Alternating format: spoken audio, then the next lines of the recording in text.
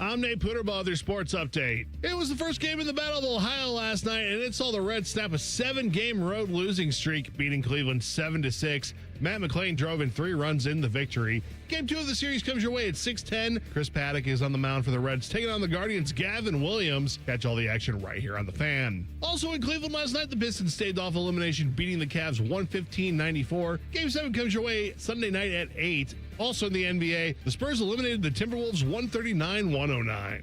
Columbus Crew SC is in action this evening. They're out in Philadelphia tonight to take on the Union. Kickoff comes your way at 7:30. In the Stanley Cup playoffs tonight, Montreal looks to eliminate the Sabres at home. Puck drops at 8. And finally, out of the PGA Championship, Maverick McNeely and Alex Smalley lead at -4 with 13 golfers within 2 shots. The leaders tee off this afternoon at 2:40. Breaking sports news weapons on The Fan, Ohio sports destination. The Fan is live and local with Fan Sports Saturday. The Fan Sports Day of the Week. Oh, this is some clever branding. Here's your host, Place Name Here. You can place that name here. You can place those names here. It's Tito, Jeff. That off. To my right. Did you hear that when I moved the mic? Did you guys hear that? Did you really? What are we going to do about that, Nate? We'll fix it in post. Thank you. We'll do it in post. Thank you very much. Appreciate that. Michael Bennett to my right. Dude, it's been a while. How you doing? It has. It's good to be back, Tito, man. It's good to see you. You too. I asked Nate to play the applause when I announced you, but he didn't do it. So I think it's just some hate from Nate. No, it's too late, bud. That's fine. No, don't do it. No, he let me in this morning because they still won't give me a key card, so he's forgiven. You're still on probation. I mean, it's only been a couple of years now. Let's just tap the brakes before we fully certify Michael Bennett. Got to do a little background check. Trust me. I mean, he's a lawyer, right? That's what we're going to check for degrees, all that kind of stuff. Why would a smart person come here is the real question. It's suspicious. That's fantastic right there. That's a great point right there. Every time I have a co-host, my IQ as an average with the co-host goes up because mine right now is incredibly low. We got a big show lined up for you today. Lots to talk about. Nate's there. By the way, another guy I've seen for a while, Big Mo's over there. Big Mo is going to, yes, he's getting some more time here, which is good. Haven't seen him for a hot minute. He is busy as hell, as always. And so we got a lot of college football talk, NFL talk, NBA talk, Ohio State talk. That's pretty much what we do every time. So Reds beat the Guardians last night 7-6. They play tonight at 6:10 in Cleveland. In the NBA last night, Cavaliers fall at home 115-94 in Game 6 against Detroit. That means Game 7 is tomorrow in Detroit. And San Antonio and Oklahoma City, they will be playing in the Western Conference Finals because San Antonio just knocked off the T-Wolves 128-90. Or sorry, they knocked them off. It was bigger than that last time. It was 139-109. But when there was 8 minutes left in the game, like I couldn't wait to talk to you about this. 8:01 left in the game. Minnesota's down 128-95. Anthony Edwards comes out of the game. Mm-hmm. He knows he's not going back in. They're down by 33 points with 8 minutes left in the game. When he comes out of the game, he goes over to the Spurs bench and daps everybody up, congratulates them and all that. 8 minutes left in the game. He did that. He caught a lot of hell from some of the post game and other people talking about, you don't do that with 8 minutes left in the game. You just walk to your bench and do it after the game. He caught a lot of flack for doing that. Do you have a problem with Anthony Edwards with 8:01 left in the game going over congratulating the other team on the win? I'd say I have more of a problem with him coming out with 8 minutes left in the game and just kind of, calling the game quits, saying we've lost, good game. I think it's good sportsmanship, but Anthony Edwards has been propped up as the next Michael Jordan when it comes to competitiveness. Uh-huh. That's not something you'd ever see Michael Jordan doing. I don't know if he wants to be compared to Michael Jordan or if he wants to be known as the hyper-competitive guy. Right. But if he does, coming out with 8 minutes left in the game, even as a smart choice, he's an injury-prone guy. You want to save him for the next season, whatever it is. Dapping up the whole team is basically just telling your team, all right, well, what are we still doing out here with 8 minutes? Well, I think that the coach is the one who pulled him out, and then he just knew though at the moment though they were going to put it back. It was the team, it was the Timberwolves team, and the head coach leading that, kind of waving the white flag at that point. I think it's. Yeah, and I don't like waving the white flag, but like you said, he can't control if the coach is pulling him out. Mm-hmm. I do think it's good sportsmanship to go over there, maybe wait till the end of the game so that the guys who are finishing out 8 freaking minutes of an NBA playoff game don't see you waving the white flag that, obviously, but I'm not going to knock him too hard just because he didn't tap his head and say, "Coach, get me out of here," and then go congratulate them on whooping his team. There's been the Last Dance famously there was they focused on this a little bit where when Isaiah and the Pistons left the floor without congratulating the Bulls, and the Bulls always stuck around to shake hands when the Pistons beat them and things like that. And so I don't know if this was Anthony Edwards going out of his way to, I don't want to say draw attention to himself, but to make everyone see, look, I'm not a bad sport. Yeah. You know, I'm not what Isaiah and those guys were, the Pistons, the bad boys. And you mentioned about the Jordan thing and all of that. And so I don't know if that was his way of going maybe over the top a little bit to kind of like to everyone see, hey, look, you know, because no one else was congratulating the Spurs at that point. There's not like it was a team, you know, it wasn't like a bunch of guys hugging after the game on center court, stuff like that. It was specifically him. It drew attention to him doing it. There's plenty of time after the game to congratulate them and be a good sport. Like I said, you know, it's just as an athlete, as a competitor, you don't usually want to get that reputation as a bad sport, a bad loser, all that kind of stuff. I had just always seen the conversation around Anthony Edwards is that he's just a competitive demon and he just always wants to win, all that kind of stuff. This doesn't mean that's not true. Yep. It's just a tough look. It gives us something to talk about and question him about. Sure. I think he'll be just fine coming into next season, still more competitive. I think the bigger talking point around him is why can he not win in the postseason? What is his, you know, is he a liability with his injury issues? Is he really the next great superstar in the NBA? God, it's a really tough spot to be in the Western Conference right now. It is. With Wembanyama and the Spurs. I don't know what you do with him. Oklahoma City and like it's going to be tough. Time for him to change teams and find two other great superstars. Yeah, you're right. Man, I tell you, it's going to be tough though. It will be tough for him to get past them in the West, and the Spurs are so young. Yeah, and God, De'Aaron Fox. The kid from Rutgers. What's his name? I'm forgetting his name off the top of my head. The kid they just drafted out of Rutgers. Nate, you can help me out with that. You're not going to help me out with that. I can't think what his name is now. I'm going to let him drown on this one. That's okay. No, I'm going to get it for you now. But no, it was the kid from Rutgers who comes off the bench for them, and he had a big game earlier in the. Okay, I get it right here for you. It is Dylan Harper. Dylan Harper, the kid, he was a top 5 pick out of Rutgers last year. He played 26 minutes last night, scored 15 points, but he's a 6-man guy who comes in and always provides a spark. When you got him and you got Fox, Wembanyama, I mean, Castle, oh, God, the team is loaded. Yeah. And Wembanyama's getting stronger each season. He seems like somebody who generally cares about legacy, cares about not just being some, you know, just flash in the pan. He wants to play for a long time and be remembered for being just a legend. So I feel like we see growth from him every year, which is outrageous as a just physical freak that he is.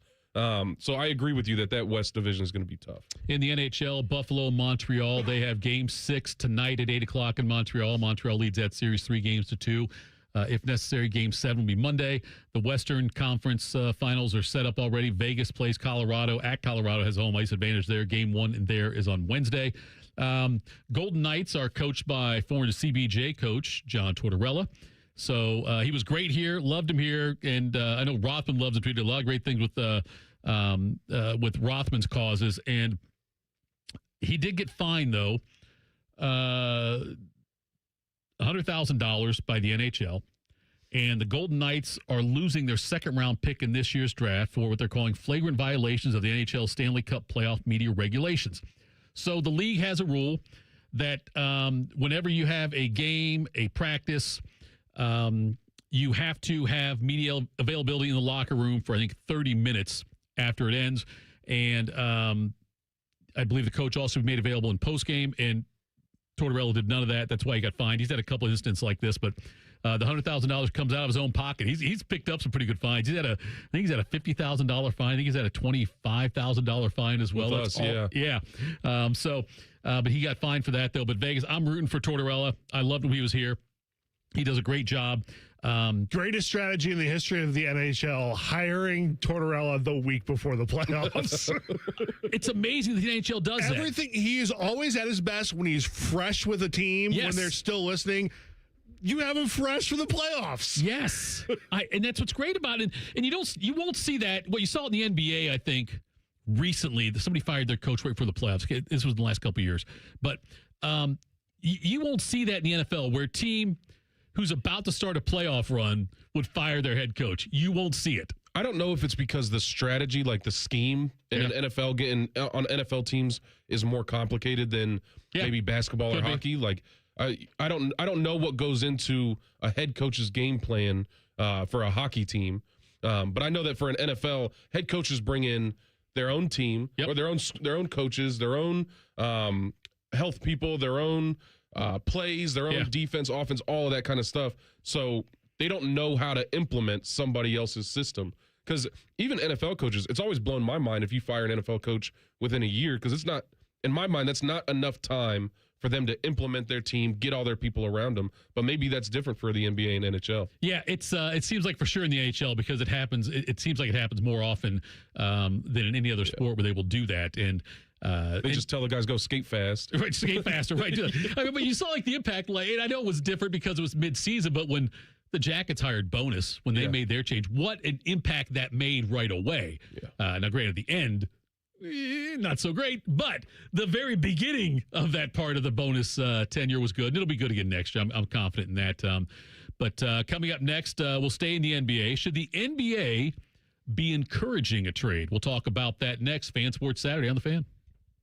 Head to 971thefan.com to listen on demand and subscribe to all our podcasts. Wasting time has never been easier. The Fan, Ohio sports destination. Aaron, I've invented something really important. Great. Tell me what it is. You know how water heaters never give the homeowner any sort of signal that they are about to quit working? Jerry, did you invent a way to solve that problem? I sure did. I call it the Eco First Responder System. I like it. How does it work? Well, when your hot water heater quits working and you have no hot water, just call ECO before 5 p.m. and we guarantee to install your new hot water heater that same day, even if you decide to go tankless. Jerry, that's been our policy for a long time. What exactly did you invent? I invented the name, Aaron. The name. The Eco First Responder System.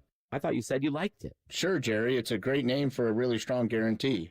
When your water heater quits working, just call ECO before 5 p.m. and we guarantee to install your new hot water heater that same day, even if you decide to go tankless. You're a great guy, Jerry. I'm really glad you work here. Get Eco. ECO. GetEco.com. Common Man and Timmy. Voted America's dumbest show by Marconi voters. Common Man is a Columbus radio legend. And by legend, I mean it's a miracle he hasn't been fired yet. And Timmy is, well, Timmy will complain about anything and everything. And he kind of looks like a woman. Giggity, giggity, giggity. So there's that. Common Man and Timmy. Sponsored by Hinderer Motor Company. Weekday afternoons from 3 to 6 on The Fan. At Great Lakes Hyundai, the savings are so good. May the savings be with you at Great Lakes Hyundai. Right now, lease a new 26 Elantra SE for $59 per month for 2 years. Just $59 a month for the May mega sale. This month only. Plus, every new Hyundai comes with owner assurance and America's best warranty. A 10-year, 100,000-mile powertrain coverage. Dublin or Columbus or glakeshyundai.com. With approved credit, $39.95 down plus tax, title, first month payment, 7,500 miles per year and 6-1. Coffee, sandwich, hash browns. Tired of the same breakfast routine? Time to refresh your morning ritual with a $6 Tim's Trio from Tim Hortons. It starts with a premium blend of freshly brewed coffee, a hot, savory breakfast sandwich made with freshly cracked eggs, and for a tasty twist, a daily baked donut to sweeten the deal. Ask for the $6 Tim's Trio. Your morning ritual refreshed. Only at your neighborhood Tim Hortons. At participating U.S. restaurants, must ask for offer. Medium coffee only. Terms apply. Thanks to your support, the nonprofits VetTix and First Tix have given away tens of millions of tickets and counting to vets currently serving military, the immediate family of troops killed in action, and our brave current and former first responders. These tickets are a meaningful way to say thank you to America's heroes. And now we want you to be part of the mission. Got extra tickets to concerts, games, or special events? Or want to see if you qualify? We want you to go to vettix.org and firsttix.org today. Give something to those who gave. Grilling season starts now at Billiards Plus. Shop top-of-the-line grills and turn every cookout into a win. Then bring the fun inside with pool tables, shuffleboard, and more. Everything for the ultimate game room. Billiards Plus. Grills, games, and good times. Online or on Dublin Center Drive in Dublin. Recalculating route. Estimated arrival time. Never. For people with nasal congestion, snoring, or sleep apnea, finding a solution feels like a never-ending road trip. First stop, my primary doctor. Then the pharmacy. Then a sleep specialist. Then an ENT. What if there was just one destination for all your problems? Welcome to Advent, your one-stop solution for nasal congestion, snoring, and sleep apnea for over 20 years. Unlike many other practices, we focus exclusively on these conditions, so you get comprehensive care in one location. Over 95% of patients with severe nasal breathing issues report improvement. Plus, most insurance is accepted for our effective 20-minute in-office treatments. You have arrived at Clear Breathing. Spring cleaning isn't just for your house, it's for your life. If your job is getting old, it's time to clear the clutter and spring into IT. Go to My Computer Career. My Computer Career helped me get the skills and certifications I needed to start a new life as an IT professional in months, not years. Earn the certifications the top employers are looking for right now. Visit mycomputercareer.edu and take the free career evaluation to see if it's time to spring into IT. Financial aid is available to those who qualify, including VA benefits. Hi, I'm Connie Britton. I support Feeding America because they help provide over 6 billion meals to people in need each year. Learn more at feedingamerica.org. Feeding America, 200 food banks strong. Have you ever met a man who wins money betting on tennis? Enter Scotty Vegas. Join Scotty and Dave Biddle for On the Money. Presented by Ohio for Responsible Gambling. Sunday mornings at 9 on The Fan. Fan weather. From the Logan AC and Heat Services Weather Center. Mostly cloudy with a few showers by mid-morning. That continues through the afternoon and a couple of thunderstorms possible as well. Highs will reach about 80 degrees. Overnight, a few showers, staying warm in the low 60s. On Sunday, even warmer with highs in the mid-80s. We'll have some sun, but an isolated shower or two is possible. And then our first 90 of the year on Monday, and it'll be a sunny day. I'm meteorologist Mike Joyce on 97.1 The Fan. The radio couldn't contain us, so we've taken over YouTube. Catch Morning Juice weekday mornings at 6 by searching 971 The Fan. Do it. Just because it's the weekend doesn't mean we shut up. This is Fan Sports Saturday. Fan Sports Saturday. Tito, Michael, Bennett, Nate, Big Mo with you until 1 o'clock. Thanks so much for taking time out of your Saturday. Michael, we are usually very popular with people doing yard work. We usually get people in the chat talking about the fact they're mowing their lawn right now or doing something in the yard and listening to us. I doubt that's happening today with the weather being what it is. Oh, this is a good day to throw down some grass seed or something. Maybe you get a little rain, push it down. Okay, you can go to hell and watch your mouth. It's a great day to watch movies and sports at home. Is what. God, I'm so glad my wife's not listening. You know, that's a pretty good idea by Michael. Maybe we should lay some grass seed. I solved this issue by getting a condo. That's smart, man. Or I could just beat myself senseless with my own fist. I could do that instead of laying grass seed today, which you can always do what I do and just neglect it. See, that's what I do. But then don't bring up ideas like that. Then don't say it's a good day to do that if you have no intention. Those are for all the married men. I don't have anybody telling me that I got to lay grass seed. I get to just think, today's a good day to lay grass seed, and then I go sit on my couch and don't lay grass seed. I want you to notice what Michael Bennett did right there, okay? He says, why I'm not married. He's waiting for me to say something like, oh, boy, it's stupid to get married. I'm not going to do it. He's trying to get me in trouble. That's what he's trying to do right there. Never. No, whatever, Michael. I'm not as thick as you dumb I am. The NBA used to have a territorial draft way back when. What they would do is they would try to pair players on NBA teams that are close to where they played college ball or where they were from. Oscar Robertson played for the University of Cincinnati. He was then allocated to the Cincinnati Royals of the NBA. They did these things to try to make it, to try to make the NBA teams more encouraged, more popular within their local markets because you have players going there with fans who are already familiar with the kids from college. That was a strategic thing they did way back when. They don't do it anymore, obviously. But A.J. DeBanza is the likely number one pick in the draft coming up. He's out of BYU. He and his family love the state of Utah. He has said he, would love to stay in Utah, live in Utah kind of thing is what he said. The Jazz have the number 2 pick.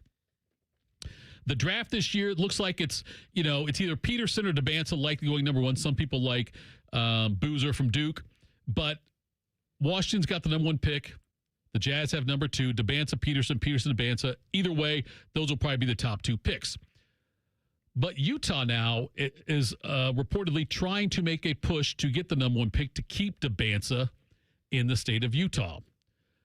I know the NBA can't force trades, can't say, oh, this has to happen.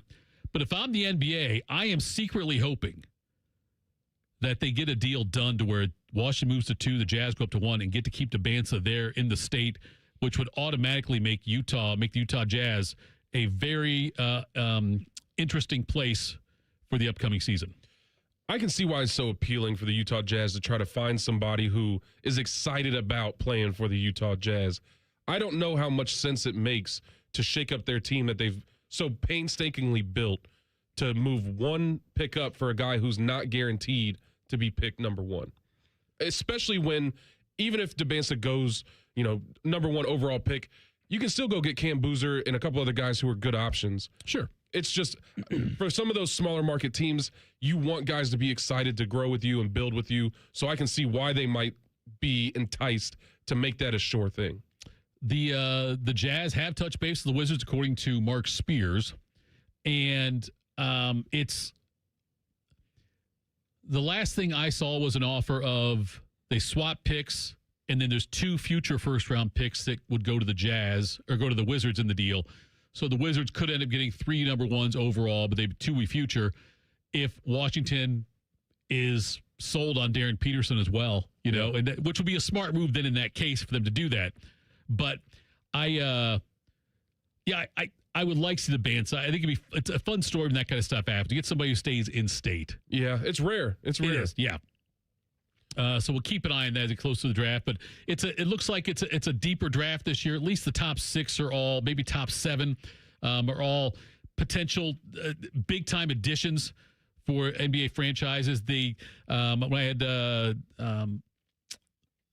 I'm not Baker on. When I last week we were talking about the NBA draft, and it seems like there's like any one of the top 4 picks. Reimer was on here. Reimer saying any one of the top 4 picks, the top 4 ones out there, could end up being the number 1 pick in other drafts. Like, that's how solid this top of the draft is. That's what I keep hearing, and it's not the same as last year's draft with Wembanyama, where nobody, he was just a couple years ago. Yeah, a couple years ago, clearest top 1, number 1 draft pick out there. Last year was Flagg, Cooper Flagg. Everyone knew he would go 1. Yep, that's right. And then this year it just seems like you've got a really strong top of the draft that you can't really go wrong with. That's why I say I don't know how excited I would be to shake up my team to pick one over another. Like I said, I'll say it 1,000 times. For small market teams, you don't want just talent. You want guys who are excited to grow with the team, play at that team, be in that city, because that also brings enthusiasm from the fans when they know that their star player is pumped to be a part of that franchise. But when you have so many good options, do you want to trade 2 future first round picks for somebody when you have other guys who can also come in and be immediate game changers for you? The last time Washington had the number 1 pick was in 2010 when they had John Wall. John Wall was at the lottery draw representing the Wizards, and they ended up winning that one. So then the picks, Utah's accumulated some multiple picks. Like one of the picks they would be giving up in this potential deal would be like, I think Utah's got 3 number 1 picks. It'd be like they've got 2 number 1 picks next year owned by from other teams. It'd be like the middle or the lesser of the 2 or the better of the 2. One of the they would not be going to next year's draft without a first round pick after that. But this Jazz team, though, they've got Ace Bailey, they got Lauri Markkanen, Walker Kessler. I mean, they've got some boys on this team. They got Jaren Jackson Jr., who they traded for. It's a loaded team for next year. They're one of the teams, and Washington could be the same way, depending on what happens to Washington with Trae Young and Anthony Davis, where they could make they got Young and Davis both, and then they both essentially sat out the end of the season, since they got there. But if Young and Davis both come back, and you added Debanza or Peterson to that team, I mean, that team right there, if they're healthy, and Anthony Davis and Trae Young, it's a big if, usually, especially with Anthony Davis. But if they're healthy, though, they could be pretty good next year, too. I mean, I keep seeing that Utah, the way they've been building, have an opportunity to be contenders. in the 2026, 2027 season. You're saying that Washington could benefit from this trade to be similar contenders, especially after what we're seeing this year in the playoffs with these teams that have done what they've built the teams. They've got true superstars of the NBA. You think Washington can break into that fold? I think they can. I think that, but it's a huge though. It's a thing like with Anthony Davis. That's the key to it all. I don't know if that's what you want to be the key. It's not what you want. It's really not what you want to be the key to it all. But there's always a chance they could trade Davis as well if there's another team that wants to take a chance. I mean, Davis hasn't been great for a long time now, and he certainly hasn't been healthy for a long time. Look, I don't know about Trae Young. Trae Young's, I don't want to put this. Trae Young's build is not one that's set up to be I don't think like a 15 to 17 year kind of veteran in the NBA. You know what I mean? Like he's kind of slight. I'm trying to get his actual size on here because I know let's see. Trae Young, he is 6'2". He's only 164. And that's going to get pushed around a little bit. He still gets pushed around. You know, he's been in the league now for quite a while. And he made $46 million this year. Good Lord. But he's somebody that I think you can't count on to play, 70 games a year anymore. He only played 15 last year. He did play 76 a year for that, but then 54 before that.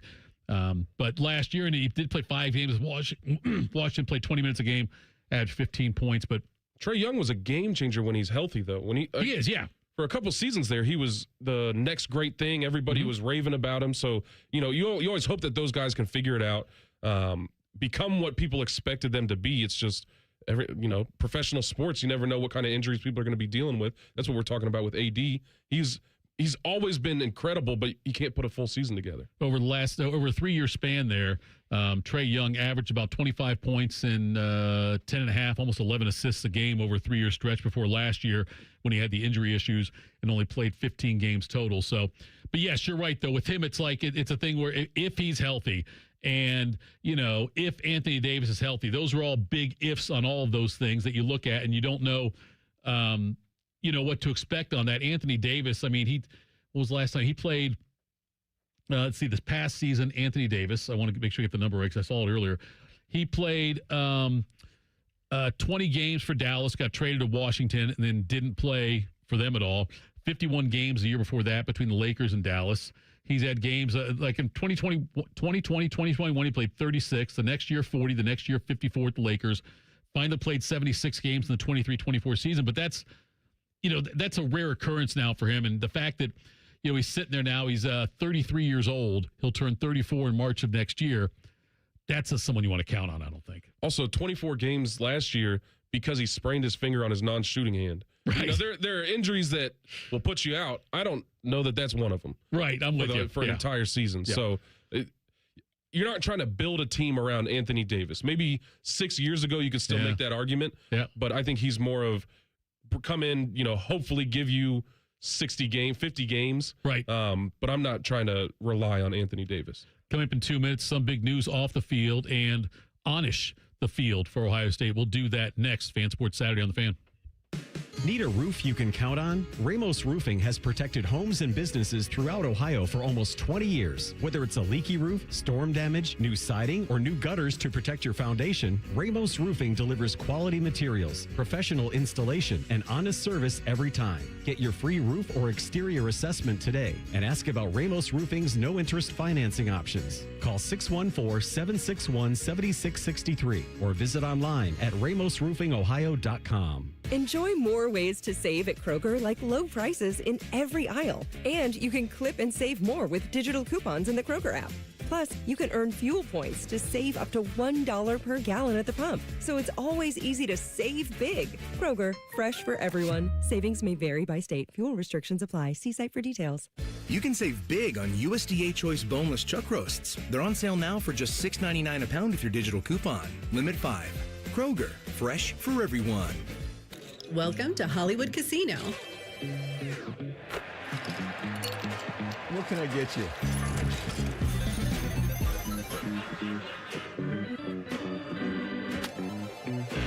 How you doing, Columbus? The same Hollywood you know, with a new hotel to love. Hollywood Casino and Hotel Columbus, coming June 2026. Book now. Must be 21. Gambling problem? Call 1-800-589-9966. Wounded Warrior Project helps post 9/11 veterans and their families realize what's possible.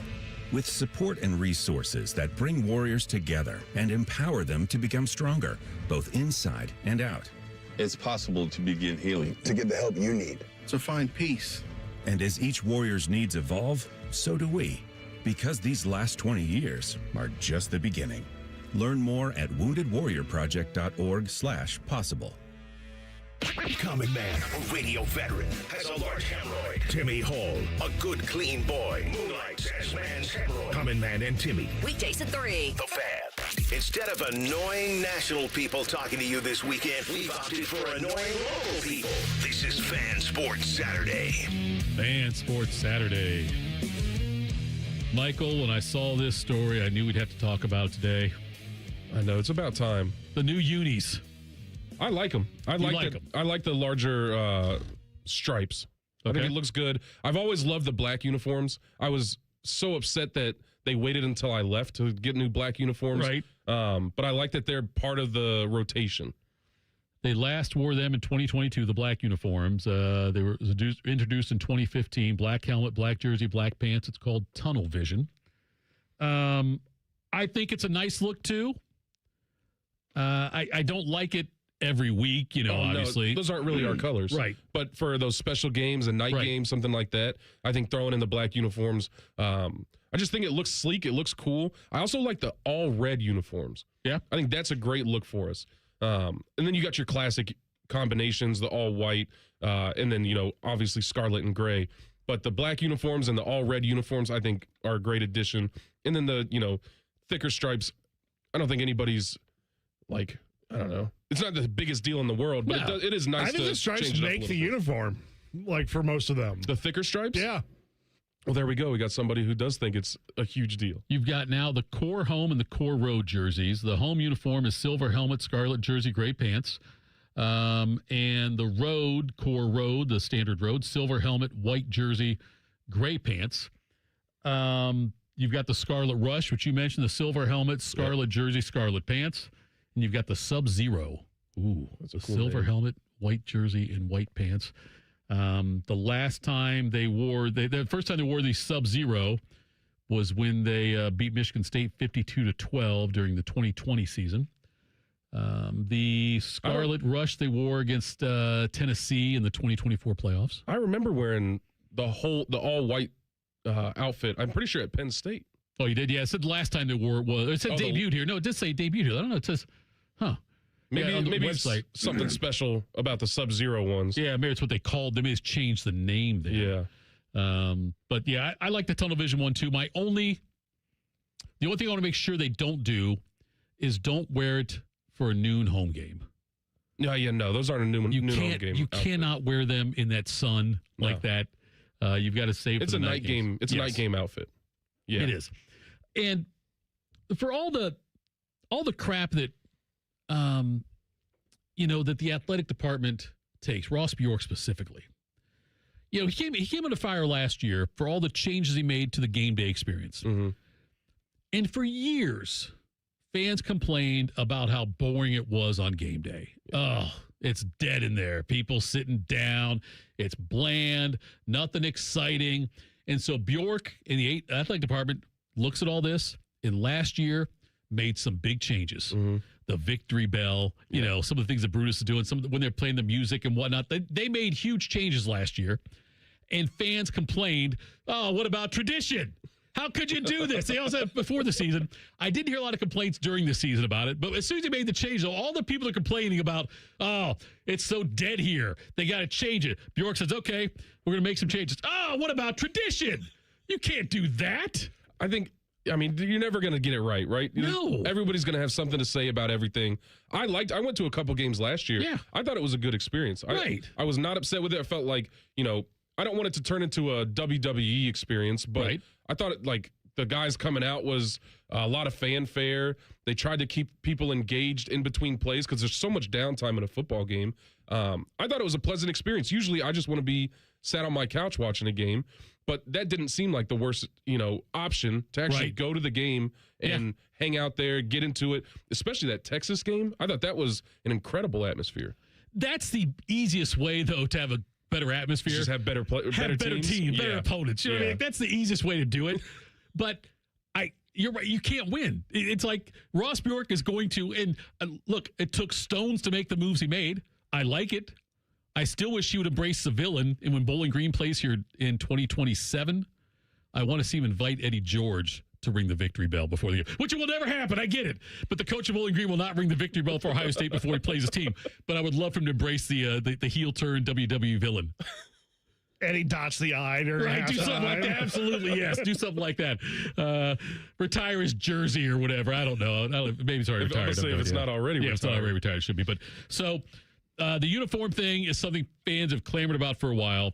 I haven't heard anything negative about this to this point. I'm sure there are some fans who are going to say, oh, wait, those numbers look just a little bit big. That silver or that gray is not really gray or silver. It's off by 2 hues. Something stupid like that. That's going to be a constant conversation, though, because even when I was in there, any type of change to the uniforms was always met with some level of derision. Where I immediately got a text from my dad about how terrible the new uniforms are. Everybody's going to have something to say about it. I remember we had a whole different type of uniform. I think it was for the Wisconsin game my freshman year. Mm-hmm. And I thought they were absolutely just one of the coolest uniforms I've seen.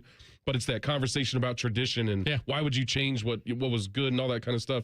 Ironically, a lot of the new uniforms that we wore when I was there were throwbacks. They were, they would try to incorporate throwback elements, and then people would talk about tradition. So I like that they're not afraid to change the uniforms a little bit. I love the color rush uniforms. I liked it when they did that in the NFL. Sometimes it looked a little funky, when in Jacksonville we had the mustard yellow or whatever. Yeah. But the color rush, I think it looks good. It's different. It's a switch up. We've got so many games. Yeah. It doesn't hurt to keep things fresh.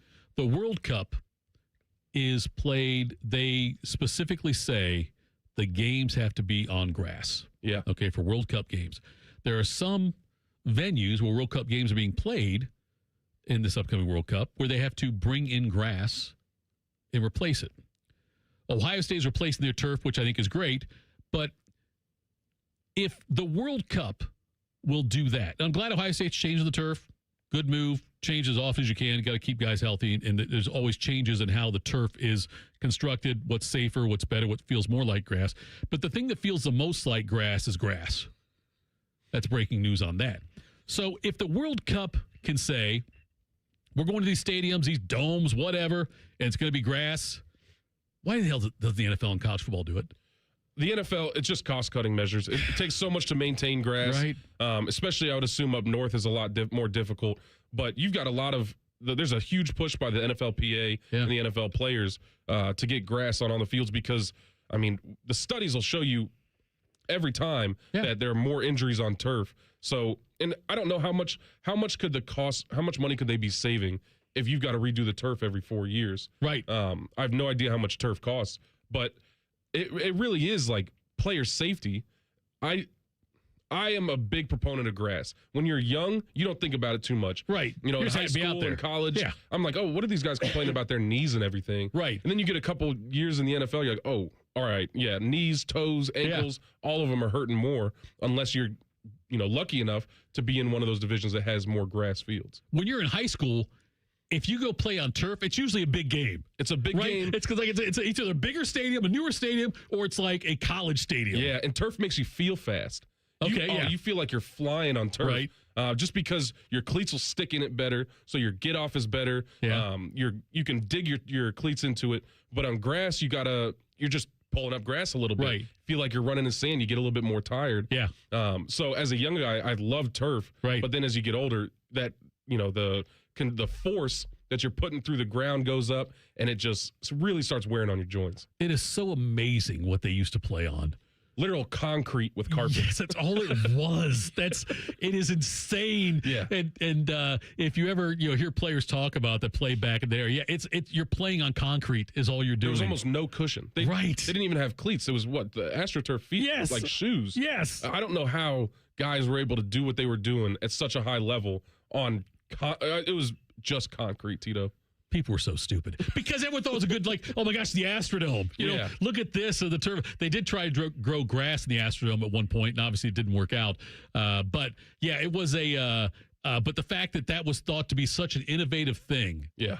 But by the way, don't forget, the NFL cares about player safety. Right? That's above all else. It's always been that way. Yeah, above all else. Always been that way. Let's add more games, though. Since it was asked earlier, I looked it up. The Colts cost them $1.65 million for turf and SoFi. Okay. For turf and SoFi. All right, yeah. It's just turf doesn't require constant maintenance. You just throw a couple more black pellets down. Right. And then, it's cheaper to put in grass, but it's more expensive to maintain it. Yep. And it probably turf just looks better too, especially on your TV screens. I mean, what is it? It was Oakland, I think, who was playing also on the baseball diamond in Miami. Yeah. University of Miami, was sharing their field with baseball, and like playing out there is just kind of gross. It's just sand everywhere. It doesn't look good. Yeah. On the TV, it doesn't look good. So you throw some turf down, it looks clean. When they had the multi-purpose stadiums like that, and if in the NFL and Major League Baseball for a long time, like in the when it was September in the 70s and 80s, you would see that. You could still see the second base where it was at and everything. You could still see all the baseline outline stuff. There was dirt there and sand or whatever, and so it was a much different thing.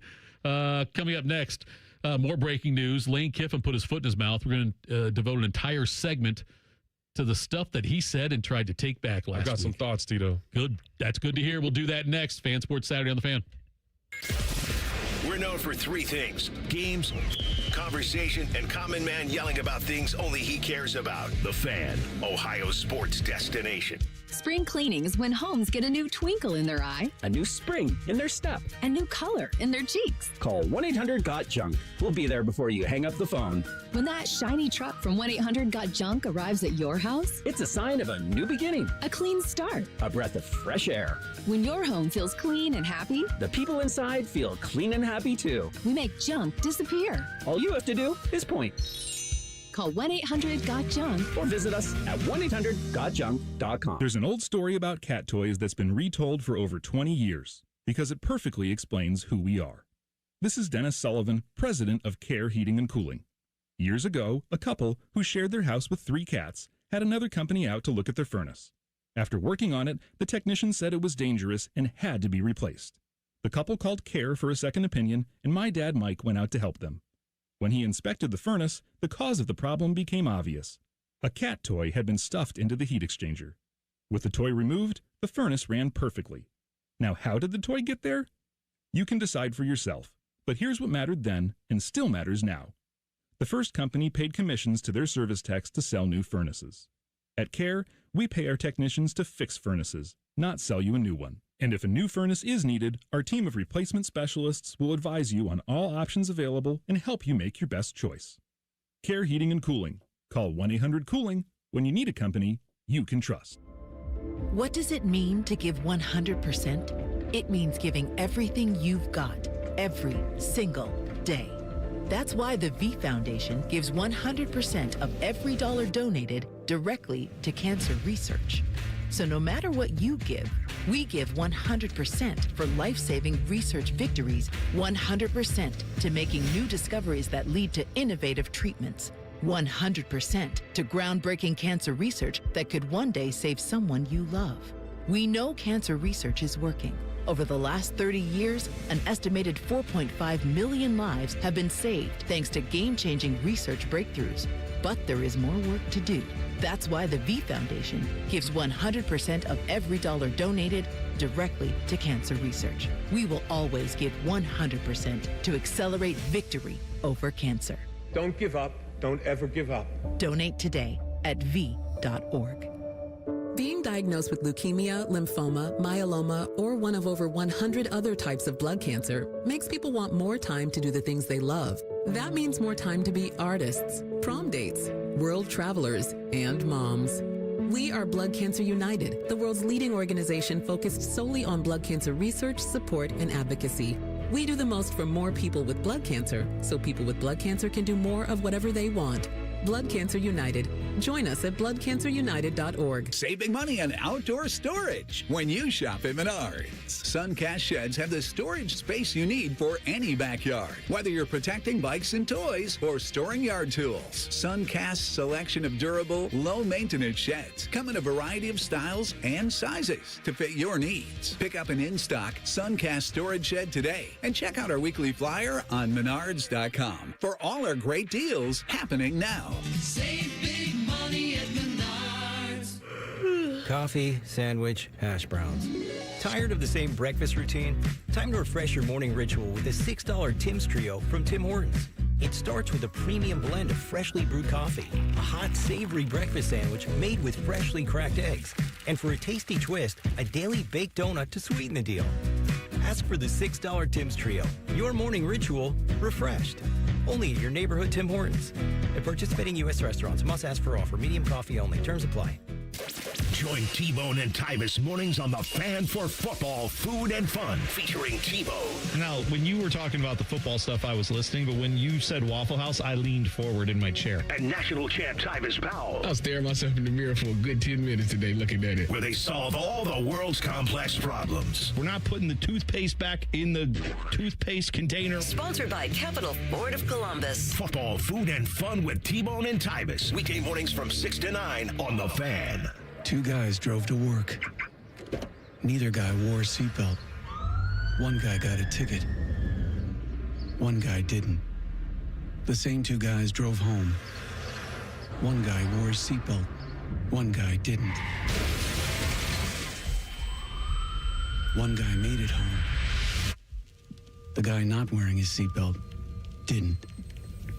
Don't risk it. Click it or ticket. Paid for by NHTSA.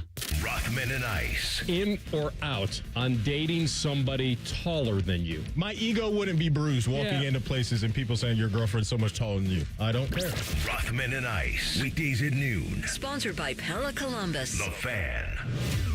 The Fan Poll is sponsored by JT's Pizza and Pub, home of award-winning pizza and $2 tall boys. All day, every day.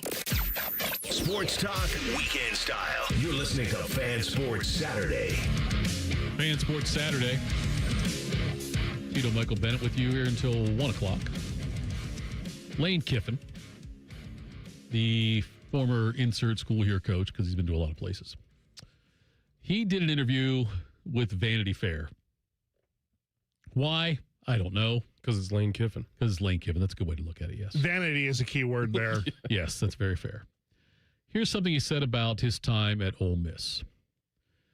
He was talking about some of the challenges of recruiting black players to Ole Miss. He said one of these things, hey, coach, we really like you. My grandparents aren't letting me move to Oxford, Mississippi. He said, that doesn't come up when you say Baton Rouge, Louisiana. Parents were sitting here this weekend saying the campus's diversity feels so great it feels like there's no segregation.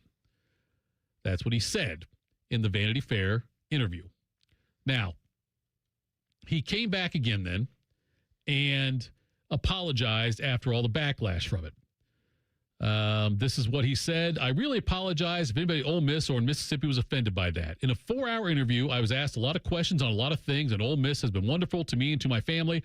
I was asked questions about the differences in recruiting, and I said a narrative that we battled there from some out-of-state black parents and grandparents was not wanting their kid to move to Mississippi. That's a narrative that coach has been fighting forever. It wasn't calculated by bringing it up. Do you think he needed to apologize for what he said, Michael? I have harsher words than I'm going to say on air. Oh. But no, what are we doing apologizing about the truth? Do I have to apologize if I let you know the sun rose in the east, set in the west, sky's blue? I've never understood why a big recruit would go to Ole Miss unless their family is from Mississippi, has generations in Mississippi.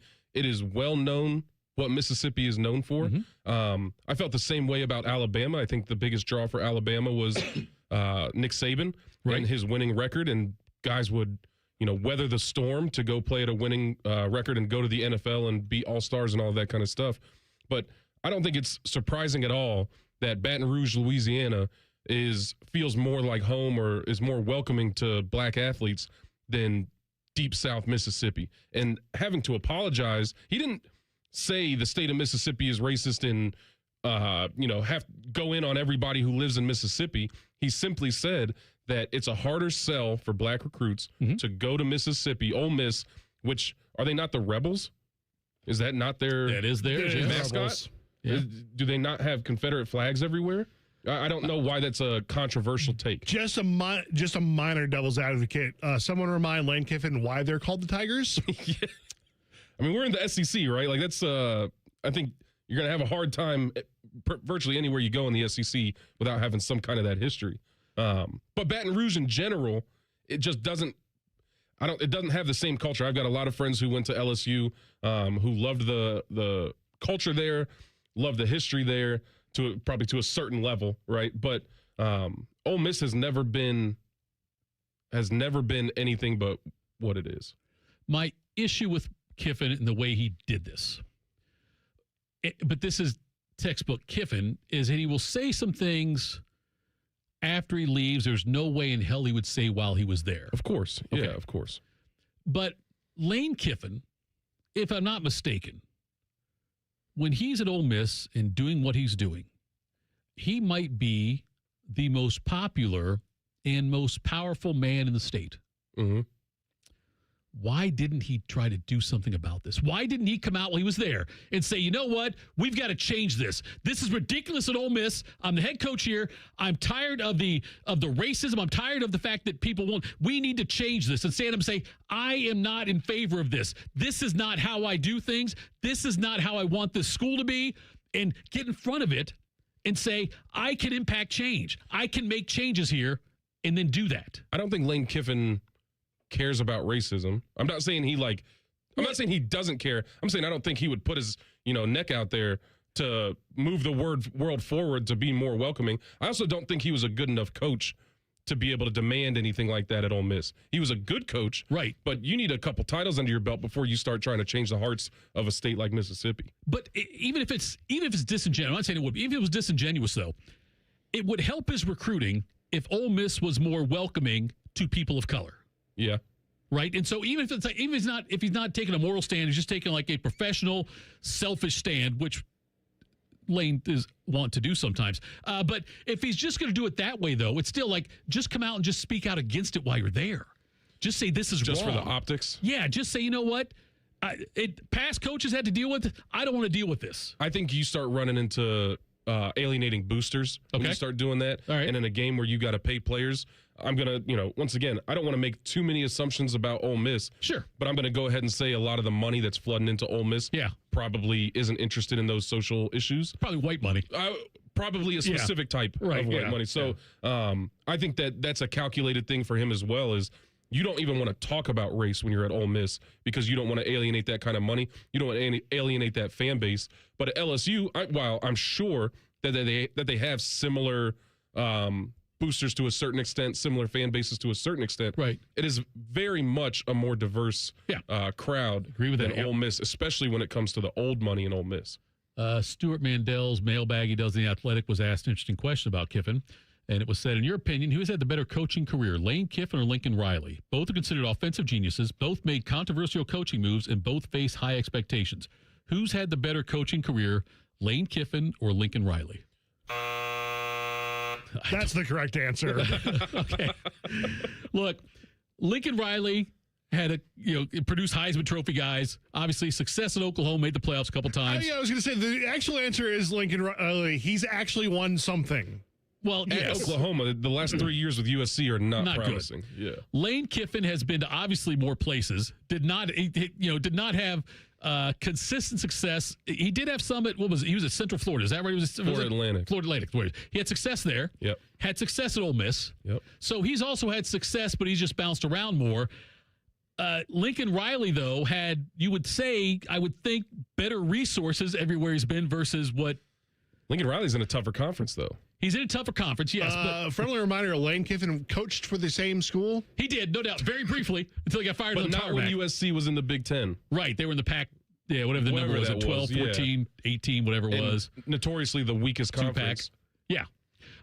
It was, yeah. So I would lean Lincoln Riley on this. Would you lean Lincoln Riley also as far as having a more successful coaching career, even though we had it at Oklahoma, traditional power, and USC, not a lot of success, but still traditional power. But like Kiffin, though, did stuff at Florida Atlantic, did stuff at Ole Miss that not a lot of coaches have done. I'd give the edge to Lincoln Riley only because that Oklahoma run was pretty crazy. Yeah. His first year, USC was really strong. Uh-huh. I think that USC has struggled in the last 3 years, but I think the Big Ten is tough. I don't want to give him too much credit because it's not like we've got, 12 great teams in the Big Ten. Yeah. But, Lane Kiffin, what he's done at Ole Miss was impressive. Ole Miss was not a perennial powerhouse. They usually had a good squad, a couple NFL guys, but they were never really contenders for the SEC championship. And so he was able to take an Ole Miss team and make them relevant again. Yeah. I don't know. I don't think that the SEC is what it was. If he did this with Ole Miss in 2011 to 2000, or I'll say 2008 to 2014, right? All right, that would be a whole different conversation. But I don't think that the SEC has been very strong since the departure of Nick Saban. Kiffin went 7-6 his 1 year at Tennessee, 28-15 at USC. Then went through the coaching rehab stint with Nick Saban for 3 years, and then in 9 seasons with Florida Atlantic and Ole Miss total, he had 6 double-digit win totals. Which was better than what they typically would have. Riley is 90-28 lifetime, 763 winning percentage. Kiffin is 116-53, 687. Riley is probably the correct answer. There are also 3 straight Heisman winning finalists or winners. Heisman winners or finalists with Mayfield, Kyler Murray, and Jalen Hurts, and then also had Caleb Williams at USC after that. So Kiffin had Matt Barkley, USC, overrated. But anyway, so coming up next, we'll do top of the hour. We're going to Sports Center update. We'll talk about the futures of 2 NBA stars. One is a prima donna. The other is LeBron James. How about that? We'll talk about that next. Fan Sports Saturday on the Fan. If you've recently seen a photo of an older Baker Mayfield fresh off a bender, it's just Bo Bishop. Bishop and Friends. Weekdays from 9 to noon. The Fan. There's only one Ozempic. Hello, I'm Ozempic, and I'm other GLP-1s, kind of like him. Ozempic, you redid your jingle? Thanks for noticing. Catchy, right? No. Okay, then. Well, ask your doctor about which FDA-approved uses of me, the Ozempic pen, may be right for you. Call 1-833-OZEMPIC or visit Ozempic.com to view the medication guide and learn more about Ozempic semaglutide injection, 2 milligrams. Only Novo Nordisk makes FDA-approved Ozempic. There's only one Ozempic. I told you it was catchy. Hey, John, why so glum? I just got let go. The company's downsizing. This is the 3rd time in the last 2 years. I'm done with this. Have you thought about My Computer Career? I've heard they can train you for a career in IT in just a few months, including cybersecurity and the basics of AI. And you don't need prior training or experience. Now that's a recession-resistant career. Wow, thanks. I'll check them out. Go to mycomputercareer.edu and take the free career evaluation. Mycomputercareer.edu, an Elite CompTIA certification partner. Financial aid is available to those who qualify, including VA benefits. Aaron, I've invented something really important. Great. Tell me what it is. You know how water heaters never give the homeowner any sort of signal that they are about to quit working? Jerry, did you invent a way to solve that problem? I sure did. I call it the Eco First Responder System. I like it. How does it work? Well, when your hot water heater quits working and you have no hot water, just call Eco before 5 p.m. and we guarantee to install your new hot water heater that same day, even if you decide to go tankless. Jerry, that's been our policy for a long time. What exactly did you invent? I invented the name, Aaron. The name. The Eco First Responder System. I thought you said you liked it. Sure, Jerry. It's a great name for a really strong guarantee. When your water heater quits working, just call Eco before 5 p.m. and we guarantee to install your new hot water heater that same day, even if you decide to go tankless. You're a great guy, Jerry. I'm really glad you work here. Get Eco. ECO. GetEco.com. I slept in a lot of different rooms, different beds, but none of them really felt like mine. I spent 14 years in foster care, mostly in group homes. And I never had much stuff because I always had to be ready to move. Why get things if you just have to let them go? There are more than 100,000 children in foster care waiting to be adopted. The Dave Thomas Foundation for Adoption is working to help find them a forever family and a permanent home of their own. Now I have my own room with walls that tell my story. I love hanging out in here. I play dress up with my sisters and I sing and make videos. But the best part knowing I'll always have a place to go and a family that loves and supports me. If you have room in your home or your heart, see how you can help at davethomasfoundation.org. Broadcasting live from the McDaniel GM Superstore Studios, driving excellence since 1916. Chevrolet. Together, let's drive. WBNS HD1 Columbus. I'm Nate Puterbaugh, their sports update. It was the first game in the Battle of Ohio last night, and it saw the Reds snap a 7-game road losing streak, beating Cleveland 7-6. Matt McClain drove in 3 runs in the victory. Game 2 of the series comes your way at 6:10. Chris Paddock is on the mound for the Reds, taking on the Guardians' Gavin Williams. Catch all the action right here on The Fan. Also in Cleveland last night, the Pistons staved off elimination, beating the Cavs 115-94. Game 7 comes your way Sunday night at 8. Also in the NBA, the Spurs eliminated the Timberwolves 139-109. Columbus Crew SC is in action this evening. They're out in Philadelphia tonight to take on the Union. Kickoff comes your way at 7:30. In the Stanley Cup playoffs tonight, Montreal looks to eliminate the Sabres at home. Puck drops at 8. And finally, out of the PGA Championship, Maverick McNeely and Alex Smalley lead at -4 with 13 golfers within 2 shots. The leaders tee off this afternoon at 2:40. Breaking sports news weapons on The Fan, Ohio Sports Destination. During weekend programming, pants are optional. Look at my butt! However, leather chairs may have been a bad choice. You're listening to Fan Sports Saturday. Second hour of the program, Tito Michael Bennett. Big Mo now in the big chair. Big Mo, how the hell are you, my friend? You know, I feel like I've been found again. There we go. It's been a while, but I'm feeling more like myself now. There we go. It's like riding a bike. It's like riding a bike, which I was never good at anyways, but hey, you know, we'll do better at this.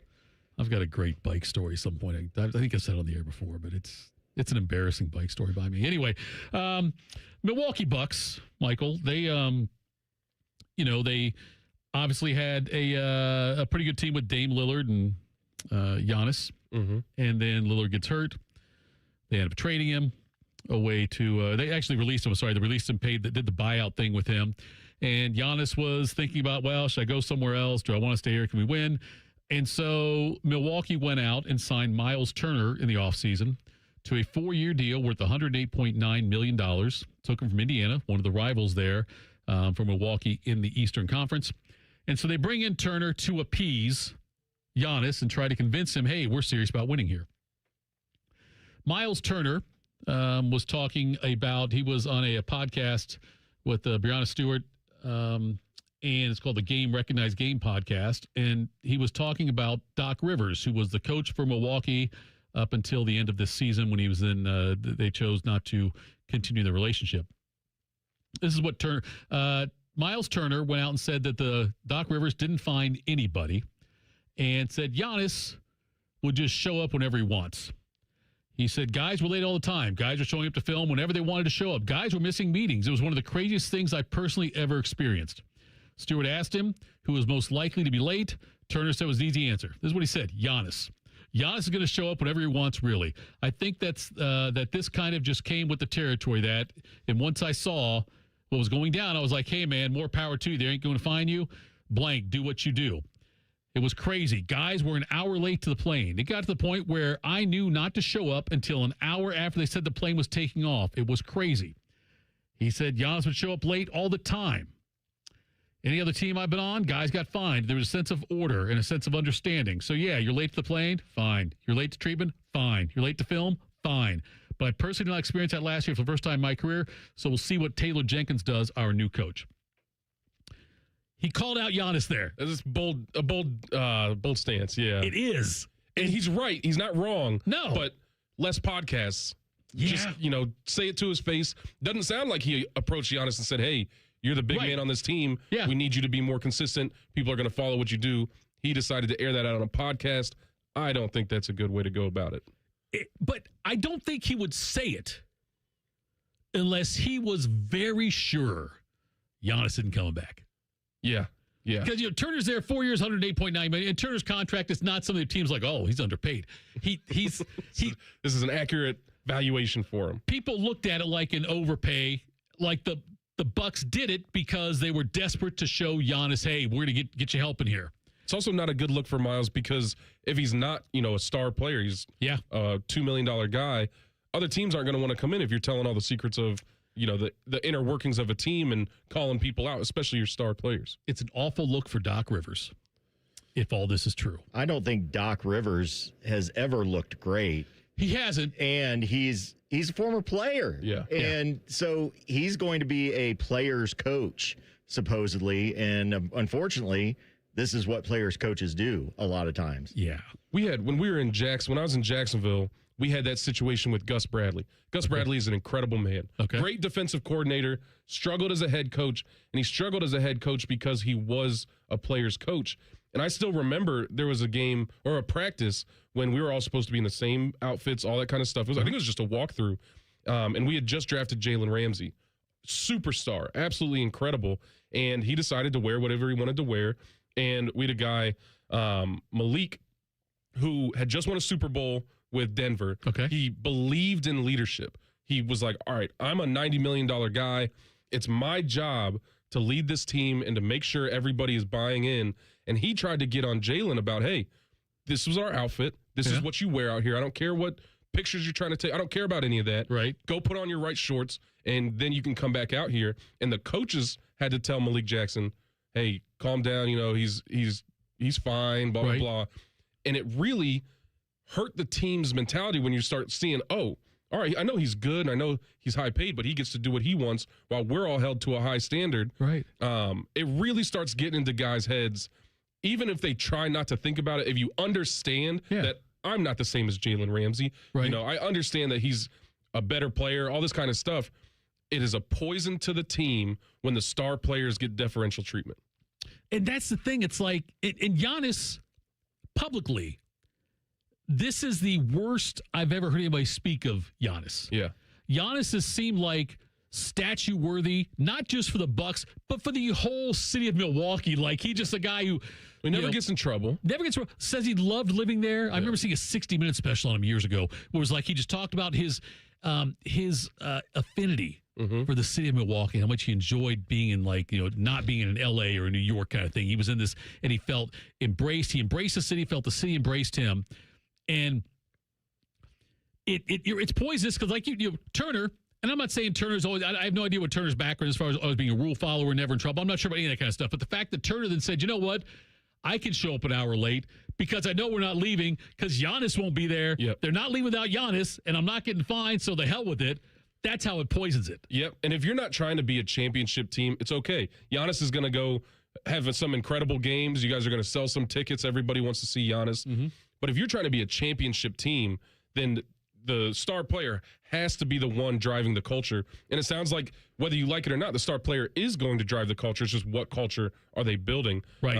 And so that, it reflects poorly on Giannis because maybe he didn't believe Milwaukee. He got his championship, so maybe he didn't believe Milwaukee needed another. He wasn't as driven for it. He was just trying to collect his paycheck and go be the great basketball player that he is. Right. But that's not the kind of guy. If you're a championship-focused team, you don't want that on your team. It really will poison the culture. Did you notice that he tried to make it seem like he wasn't a snitch when he said, I was like, hey, you do you. Right, yeah, I know. You do you. That's fantastic. Yeah. That's just like saying, hey, no offense. Yeah. But it's like I'm not criticizing him, but also he was terrible for the locker room. LeBron James, some decisions that he made on LeBron James, by LeBron James, and also by the Lakers. They have made it clear it's Luka's team. They want to build around Luka. And there's a lot of questions about LeBron, because LeBron said it's the first time he's been the third option on a team. Yeah. And that was different. But look, he played well. Yep. Overpaid probably. I know that will dictate a lot on what his options are if he's willing to take less money. And I'm not saying he should take less money, but I don't know if the Lakers really want him back. If LeBron is clearly trying to win another championship, if he really wants to get a fifth ring, it's not going to happen in LA. No, and it's not going to happen with him as the front runner. Right, yeah. He needs to, I think it doesn't seem like LeBron is as caught up in his ego as maybe past superstars. So I wouldn't be surprised if he would be okay coming into a team and helping out as he could. Because what, he averaged 26 points or something this year?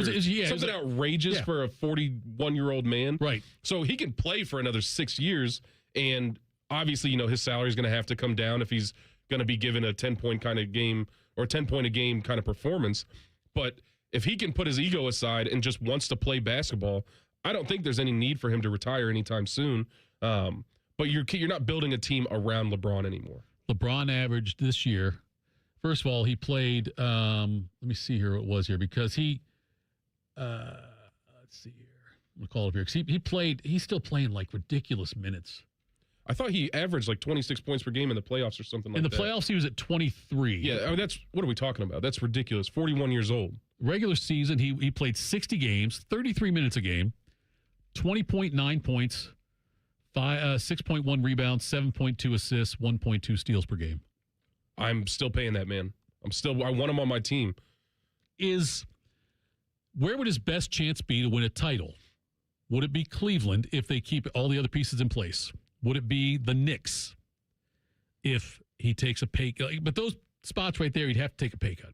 So do you think he would go to a new team and be a starter, or he'd be coming off the bench trying to give 15 points per game? He'd be the third option. Yeah. I think is what he'd be. He'd start. There's no way he's coming off the bench. He would start, but he would not with the Knicks. You've still got Jalen Brunson there, obviously. That's their guy. With the Cavs, you've still got Donovan Mitchell there. You still have maybe James Harden, depending on what happens in the offseason. But I think that he'd have to go in as the third option if you want to win a championship. Yeah. I can't see him. Like you said, I can't see him being the number one guy on a team and lead them to a championship. He'd have to be a contributor, a top 3 player, maybe top 3 option. But it's funny. I heard. I think the Lakers are playing a dangerous game, building around Luka. I don't think I would do that either. What has he shown that? I mean, I'm not trying to take anything away from Luka. He's an incredible basketball player. Mm-hmm. I think he's talented enough to want to build a team around him. But he, in my mind, is similar to AD.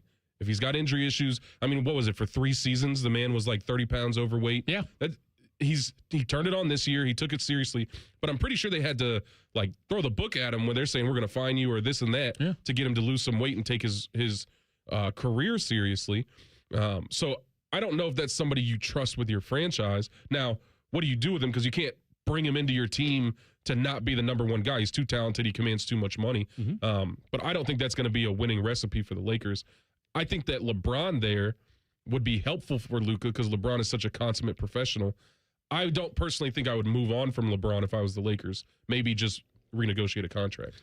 The problem with LeBron and Luka is if you look at the numbers, LeBron and Luka on the court at the same time was a terrible combination because they both need the basketball. Yeah. Anytime they would be with other guys, the Lakers were just fine. They were a very competitive team. If they were on the court at the same time, their production plummeted. Interesting. I heard, I think it was Colin Cowherd said this. There you've got LeBron, who's 41 years old, he'll be 42 in December, and takes incredible care of his body. Yeah. To where, now granted, he missed some games. I think he played 60 games this year. 41 years old. Still, he played a lot of minutes, and it wasn't like the kind of injuries that happened because of, he had some old man injuries, right? He had like sciatica or something like that, and then I think everybody had gout. I don't know. Yeah, something like that. He could have that. But anyway, he did not have normal basketball injuries. It was age injuries. But you've got LeBron out there who works his ass off and spends so much time to get his body ready. Look at LeBron's body at the age of 41. Yeah.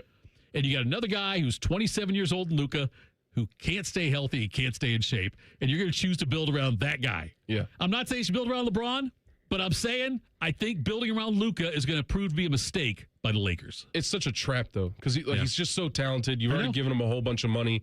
You almost don't have a choice but to say, we're going to build around him, throw 3 years down the drain, and then go get the next top draft pick or whoever comes out. I think the Lakers are in a tough spot. Luka, he's just too appealing. Yeah, he's too appealing, and like you said, he demands the ball. He can put up all the points. Is he going to give you those effort plays? Is he going to be available throughout the season? I'm not a big believer in him as a franchise leader. I am about LeBron. You get the last word there. I think you have to look at LeBron possibly looking at the Warriors to be able to stick it to the Lakers throughout the season. And think about him and Steph together. Oh, yeah. They could stay in California that way, too. Yep. Coming up next, the 2014 playoff, inevitable for college football. And what are the possible repercussions? We'll do that next. Fan Sports Saturday on the Fan. We used to have a billboard with our host's face on it, but only ugly people work here now. You mama say you ugly, hey! The Fan, Ohio's sports destination. Spring is picking up steam and her beautiful colors are on display during the Parade of Color at Oakland Nursery. Ensure amazing color all summer long and save during Oakland's flat sale. Flats of celosias, marigolds, petunias, begonias, and impatiens. Normally $19.99 a flat, now just $15.99 a flat during the Parade of Color. 32 plants per flat, just $15.99. Oakland Nursery is 35 acres of outdoor shopping and pure gardening pleasure. For 86 years, spring color starts at Oakland Nursery. When it comes to your roofing, siding, or gutter needs, call Newman Roofing. 614-NEW-ROOF. NewmanRoofing.com. Relax and let Kroger Delivery handle your grocery shopping this week. We start with only the freshest items. Then carefully pack your order in our refrigerated trucks. And our cool trucks keep your food fresh right to your door. Fresh groceries your way with Kroger Delivery. And right now, you can save $20 on your first delivery order. Kroger, fresh for everyone. I love Right Pack Credit Union because they're solution driven. I feel valued as a member. They're focused on the latest technology and the personal connections. Experience benefits that go beyond banking with Right Pack Credit Union. Just ask our actual members. I definitely recommend Right Pack to all my family and friends as a credit union of choice. Visit one of our Columbus area Right Pack Credit Union member centers near you. Based on individual members' experiences, results may vary. James Laurinaitis here for my guys at Green & Sons, the premier Kubota dealership in Central Ohio. Green & Sons has all the Kubotas you need to tackle your land and come out a winner. They have zero-turn skid steers, tractors from 18 to 171 horsepower, and also utility vehicles. My favorite is my RTV Sidekick. The best thing about Green & Sons is they've been family-owned and operated since 1970, and you will love dealing with the Green family and their winning team. Do what I did and check out Green & Sons located in Mount Sterling and Marysville, or online at greenandsons.com for all your Kubota needs. Great Lakes Hyundai. The savings are so good. May the savings be with you at Great Lakes Hyundai. Right now, lease a new 26 Elantra SE for $59 per month for 2 years. Just $59 a month for the May Mega Sale. This month only. Plus, every new Hyundai comes with owner insurance and America's best warranty. A 10-year, 100,000-mile powertrain coverage. Dublin or Columbus or glexhyundai.com. With approved credit, $39.95 down plus tax, title, first month payment, 7,500 miles per year, and 6-1. After my accident, people warned me to slow down. I said, I don't know how. Thanks to my VA care team, I haven't. At VA, we're using technology to help veterans recover faster and live their lives to the fullest. Learn more at vacareers.va.gov/PSA. Coffee, sandwich, hash browns. Tired of the same breakfast routine? Time to refresh your morning ritual with the $6 Tim's Trio from Tim Hortons. It starts with a premium blend of freshly brewed coffee, a hot, savory breakfast sandwich made with freshly cracked eggs, and for a tasty twist, a daily baked donut to sweeten the deal. Ask for the $6 Tim's Trio. Your morning ritual refreshed. Only at your neighborhood Tim Hortons. At participating U.S. restaurants, must ask for offer. Medium coffee only. Terms apply. Miss Fernandez, what are those tiny things? Those are what we call amoebas. You can only see them through a microscope. Wow. Today's students are tomorrow's great thinkers and innovators. But right now, there's a funding crisis in public schools. Millions of kids go to schools that don't have funding for books, computers, and so much more just because of where they live. You can help change that. Donors Choose is a nonprofit that lets you support students and teachers in your community and beyond. You choose which supplies to support. You could provide first graders with pencils and paper, or other students with their first chapter books, help a music class get a guitar. You could even supply a classroom like mine with a science project. But what you're really giving is the moment that sparks a brighter tomorrow. To learn more, please visit DonorsChoose.org. That's DonorsChoose.org. Choose students. Shape the future. Mommy, can I sit in the front seat just this one time? Please, please, please. No, not yet. But why? Because I love you, and you're just not ready yet. Now, get in the back so I can get you in your car seat, please. Putting your kids in the right seat for their age and size is an act of love. Check that your kids are in the right seat at NHTSA.gov/the right seat. Love protects. A message from NHTSA and the Ad Council. All your favorite fan shows are on YouTube, along with those fake YouTube ads like Chew This Gum and It Grows New Teeth. Experience the splendor of Bo sitting in his closet, Timmy Hall's gouty gold chains, and Matty Ice wearing a coat in 90-degree weather. It's all there. Head to YouTube and subscribe today. Fan weather. From the Logan AC and Heat Services Weather Center. Mostly cloudy with a few showers by mid-morning. That continues through the afternoon, and a couple of thunderstorms possible as well. Highs will reach about 80 degrees. Overnight, a few showers, staying warm in the low 60s. On Sunday, even warmer with highs in the mid-80s. We'll have some sun, but an isolated shower or two is possible. And then our first 90 of the year on Monday, and it'll be a sunny day. I'm meteorologist Mike Joyce on 97.1 The Fan. If you haven't thought about Buckeye football today, I'm sorry to tell you that you're dead. Our condolences. Your home of the Buckeyes, The Fan. Live, local, and still slightly drunk. I'm not drunk, all right? I just have a speech impediment. This is Fan Sports Saturday. All right, Fan Sports Saturday. College football, the playoff, currently at 12. It'll get to 24 eventually. It's going to happen. Whether you love it or hate it, doesn't matter. But the reason behind the timing of it, or why there are people and entities lined up on either side of this debate, all you have to do is follow the money. Right now, ESPN has the rights to every CFP game. It'll continue that way as long as it doesn't get to more than 16 teams. If the playoff goes to more than 16, the other games are up for bid on the other ones in there. ESPN gets 16. Everyone else can bid on the other ones, which means ESPN will not be the exclusive, at that point potentially, owner of all the CFP games. Now, last couple of years, ESPN has sold off a couple of them to like TNT and Turner and whatnot that they couldn't broadcast because of conflicts with their other scheduling. So ESPN is trying to look like the good guy here, like, whoa, let's not get too big. This is crazy. It's not because ESPN gives a damn about college football or about you. They got to share. It's because they own all the rights to the games as long as it's 16 or fewer. So ESPN is saying, oh, no, this is too much. Who's ESPN in bed with? The SEC. The SEC is saying, whoa, let's not go 24. This is getting out of control. So ESPN, who's in bed with the SEC, share the same sentiment on this. Why? Because of money. Yep. That's all it's about. Meanwhile, Fox, who's in bed with the Big Ten, both of those entities are saying, well, no, let's go 24. 24 seems like a good number. We're really in favor of this. The ACC and the Big 12 both want 24. Why? Do they think it's better for college football? No. It's better for the ACC and Big 12 to get multiple teams in, whereas what's happening now. So we look at the argument for all of this, and the way these people are lining up, Michael,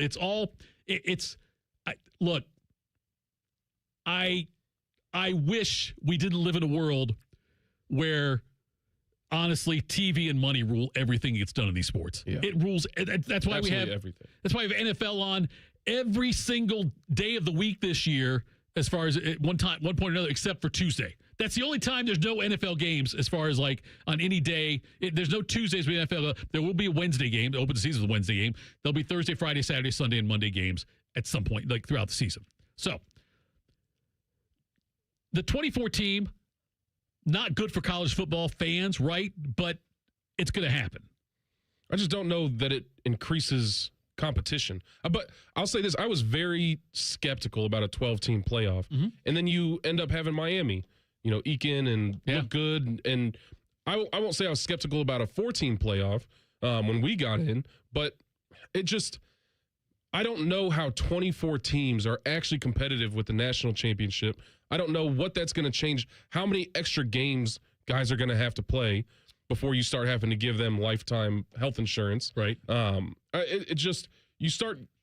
Everybody knows it's greed that's driving this boat. Mm-hmm. Everybody knows that this is all ruled by money and it's a bunch of posturing. 24-team playoffs is, in my mind, more obviously just a money grab than a 4-team playoff, an 8-team playoff, a 12-team playoff. And even those people were starting to say, all right, this is kind of getting crazy. Will it let's say they go to 24. I don't know that fans will protest. No, they're still going to watch the games. Yeah, people are going to watch it. They can sit here and shake their fist at the cloud all they want. Yeah. But the thing you have to be careful of with decisions like this is a big decision. But no professional or college league chooses to reduce playoff teams. Yeah. You know, like unless something drastic happens, like in a professional league where half the teams fold, then it'd be different. But, you know, the NHL, when they had a 21-team league for a while, 16 teams made the playoffs. Mm. Now they've expanded, 16 still make it, but people complain like you would play 82 games to eliminate 5 teams. Yeah. Is essentially what you do. And so, but there was they never took it back. So, you know, this is stupid. With 21 teams, let's go to 12 teams in the playoffs, something like that. You know, they never did that. Major League Baseball's never going back either. There's too much draw for the playoffs. There is, and there's it's such a big deal. So once college football makes the decision to go to 24, unless there's some drastic change in the way they align, the way they do conferences, the way they do the leagues, like the Super League type of thing, unless there's that, they won't reduce the number of teams in the playoffs. And I've always been a big proponent for the Super League. I feel like they're trying to slowly work us towards that. Right. I don't know that the Super League is going to bring in more money than just an expanded playoffs. I think it would be better competition. I think fans would like the average game more. But I don't know.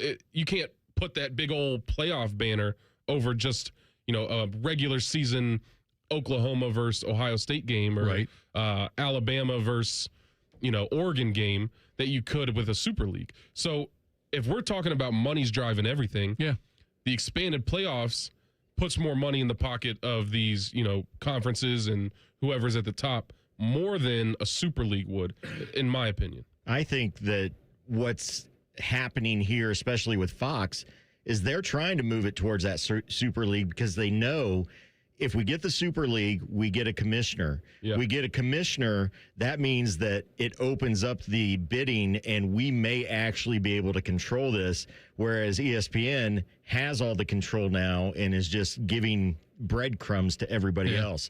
I think that's what this is all for in the end. I think you're probably right about that too, and that's where I think it's like I'm all about the competition, love of the game, go out there and try to win. But when you look at it from when you really dig into it, it's discouraging to me how much money in television, how much money in broadcasting of these things plays into this. It's everything. There's nobody's talking about player safety in an expanded playoffs. Nobody's talking about fan experience in a expanded playoffs. It's TV deals and conference, money flowing into conferences. And we look at the Big Ten, who's been talking about that automatic bid model with the, 4 from the Big Ten, 4 from the SEC, 2 from a couple other conferences, and then 4 from, any other large, Power 4. In my mind, that is just 100% setting people up to accept a Super League. Yeah. You do 2 or 3 years of that, and you start seeing the same faces. Mm-hmm.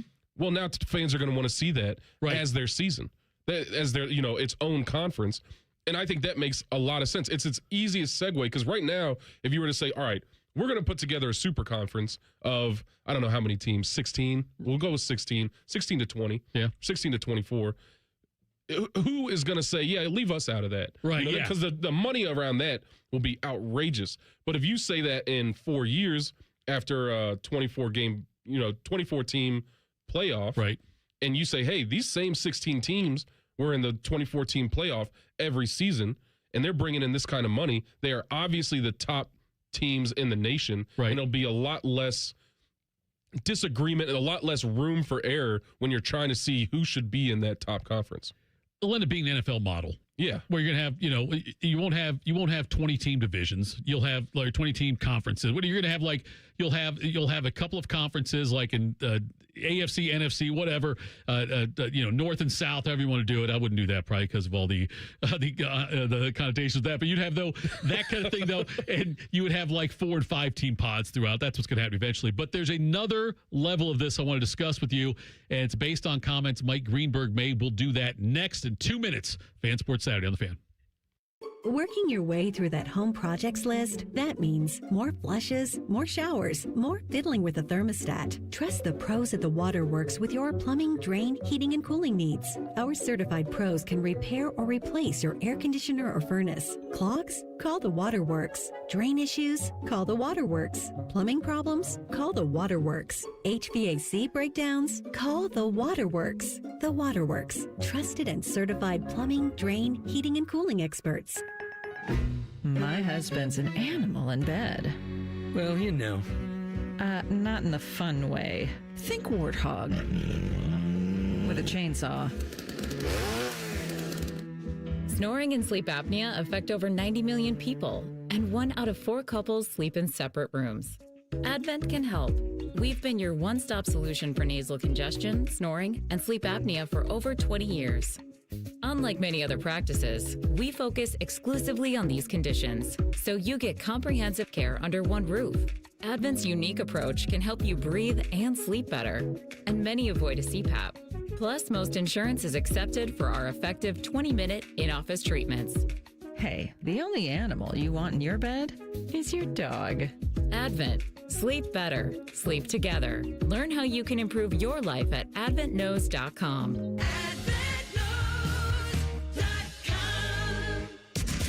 Common Man and Timmy. Voted America's dumbest show by Marconi voters. Common Man is a Columbus radio legend. And by legend, I mean it's a miracle he hasn't been fired yet. And Timmy is, well, Timmy will complain about anything and everything. And he kind of looks like a woman. Giggity, giggity, giggity. So there's that. Common Man and Timmy. Sponsored by Hinderer Motor Company. Weekday afternoons from 3 to 6 on The Fan. All the Ohio State conversation you can handle. The Buckeye Show. Weeknights at 6. Your Ohio State flagship station. The Fan. Garnish your Bloody Mary with sports talk. You're listening to Fan Sports Saturday.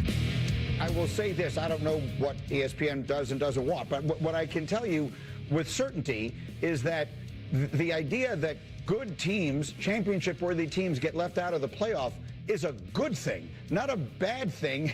If you put every single team that might win the championship into the playoff, you might just as well not play the regular season to begin with. If we live in a world where Ohio State and Michigan rest their starters for that game at the end of the season because they've got the potential of 5 playoff games still sitting in front of them, then college football as we have known it ceases to exist. So I don't have a vote in any of this. Obviously, other people do, and they'll make the decisions they make based on a lot of reasons that candidly have nothing to do with what's in the best interest of the game itself. That was Mike Greenberg talking about what a 2014 playoff could do. And although I'm sure for you, Mike, for me, for anybody who is over the age of 30, the idea of Ohio State and Michigan sitting any kind of starters because the end of the season they're already locked in on their berths and whatnot before they go into a deep playoff run seems incredibly absurd and unlikely. But there's been a lot of crap that's happened in college sports that I thought was absurd and unlikely before this, and it's already happened. Yeah, I agree completely with what Mike was saying, that if you expand the playoffs that much, what does it mean to lose 3 games in the regular season? It means nothing. What does I think at that point, what does it mean to lose 4? All you got to do is get some buy-in or something like that, and then you can have a run at the title. So then you have all of your rivalry games that occur at the last week of the season. You said that fans aren't going to boycott or anything. Right. Fans might start rioting if we're resting and just giving up a Michigan game because we want to make it into the playoffs. I was of the opinion that I want to see wins over Michigan almost more than I care about a deep playoff run. I think the key word there is almost, though. Yeah. Which some fans would say, I want the Michigan win over, and I don't care what else we do. I don't like even having to come up with that decision because I think that was the beauty. There were so many things wrong with the BCS and even the 14 playoff, but that was the beauty, was to get into any kind of real postseason, you had to beat Michigan. You did. And taking that, and I'm sure that was the way for any rivals across the country. When that last game comes up and you have to beat your rival if you want any hopes of any postseason success, that's a beautiful thing. That puts so much more weight on it. But now you take that gate away, and it's just another game against people that you used to have beef with. I don't like that. I think that's rivalry week is one of the most beautiful weeks in any sport out there. I would love to preserve that. What you're going to see, though, if they go to this 24-teamer like they're talking about, when this happens, it will happen at some point. Oklahoma and Texas is a huge rivalry game. Mm-hmm. They play every year, middle of October, around the State Fair week is when they always play that game. That's always, like this year, it's on October 10th. This year, Miami and Notre Dame are playing November 7th. A couple weeks left in the regular season still. When they play that game, it's a big game. They're playing it then. Florida and Georgia play in the world's largest outdoor cocktail party. Big rivalry game there. That's being played October 31st this year. What's going to happen, Michael, if they go to 24 teams, and if this becomes a real concern, I think you will see Ohio State, Michigan move to the middle of the season. We talk about tradition, right? People getting up in arms about the stripes on a jersey. Right. Tradition, honestly, like every day tradition dies a little more. How many real traditions are left in college football? How many, like, true, it used to be Big Ten, Pac-10 in the Rose Bowl. Yep. You know, that was a huge tradition. It used to be, there was games just played on Saturdays. Huge tradition there. It used to be the 10-team conference, and everybody in the Big Ten played each other. You played everybody. You knew who the true champion was. You didn't have to have a conference championship game. And it was regional. Yes. All that, like, what traditions are left? Ohio State, Michigan? Yeah. Alabama, Auburn when they play that game? Are there any other traditions that are still around in college football from when you were younger?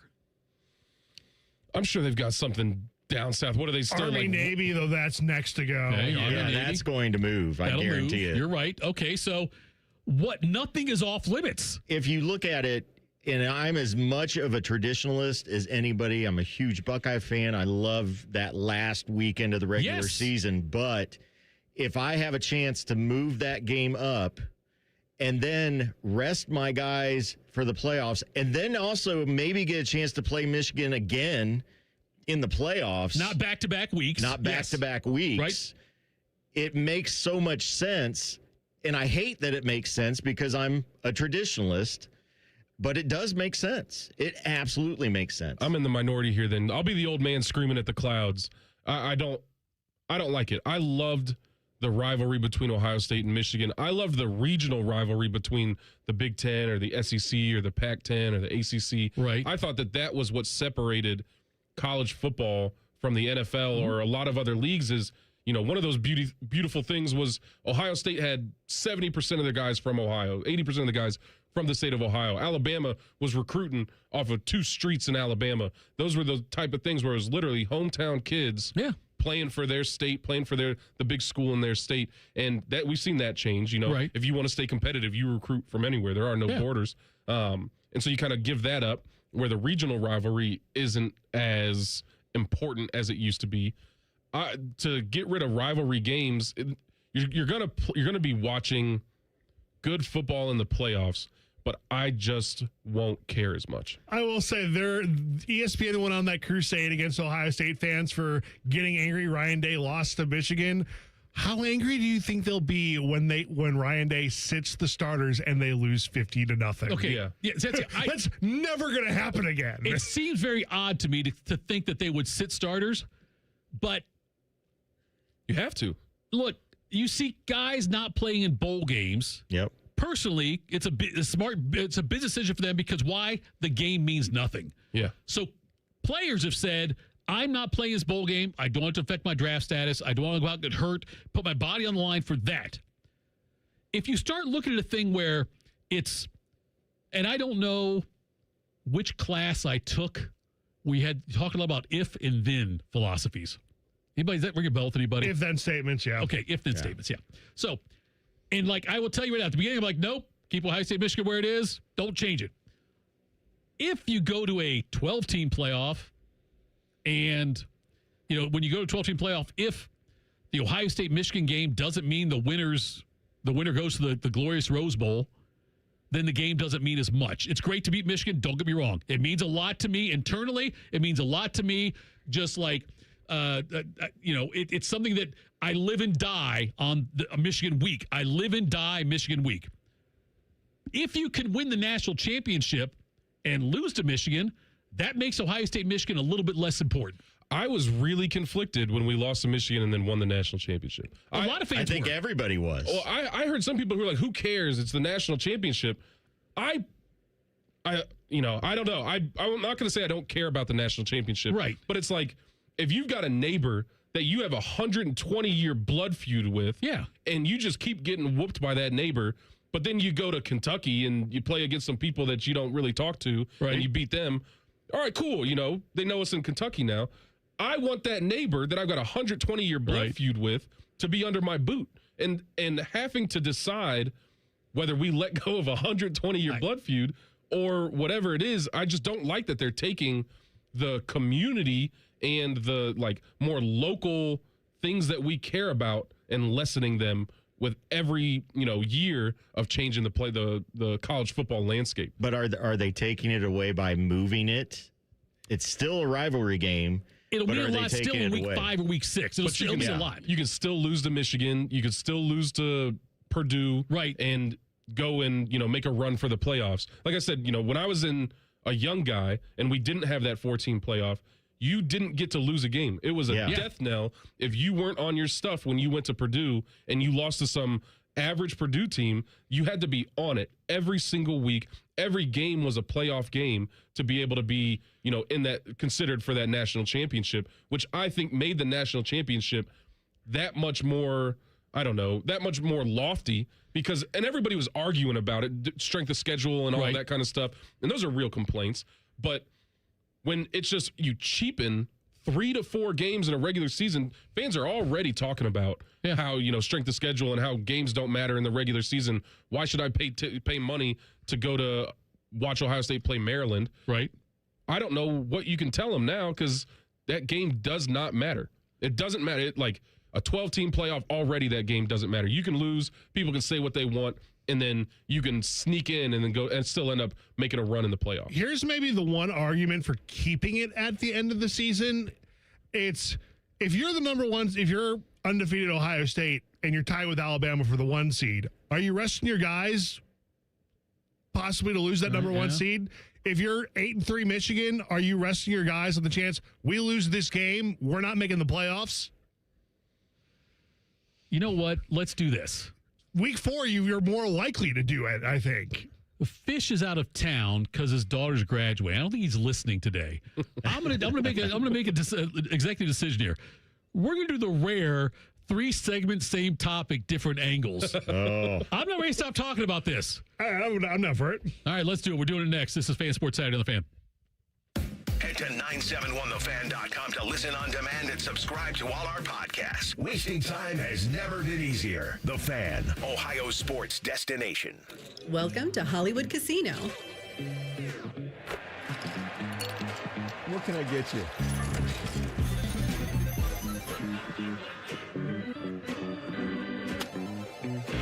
How you doing, Columbus? The same Hollywood you know, with a new hotel to love. Hollywood Casino and Hotel Columbus, coming June 2026. Book now. Must be 21. Gambling problem? Call 1-800-589-9966. Aaron, I've invented something really important. Great. Tell me what it is. You know how water heaters never give the homeowner any sort of signal that they are about to quit working? Jerry, did you invent a way to solve that problem? I sure did. I call it the Eco First Responder System. I like it. How does it work? Well, when your hot water heater quits working and you have no hot water, just call ECO before 5 p.m. and we guarantee to install your new hot water heater that same day, even if you decide to go tankless. Jerry, that's been our policy for a long time. What exactly did you invent? I invented the name, Aaron. The name! The ECO First Responder System. I thought you said you liked it. Sure, Jerry. It's a great name for a really strong guarantee. When your water heater quits working, just call ECO before 5 p.m. and we guarantee to install your new hot water heater that same day, even if you decide to go tankless. You're a great guy, Jerry. I'm really glad you work here. Get ECO. ECO.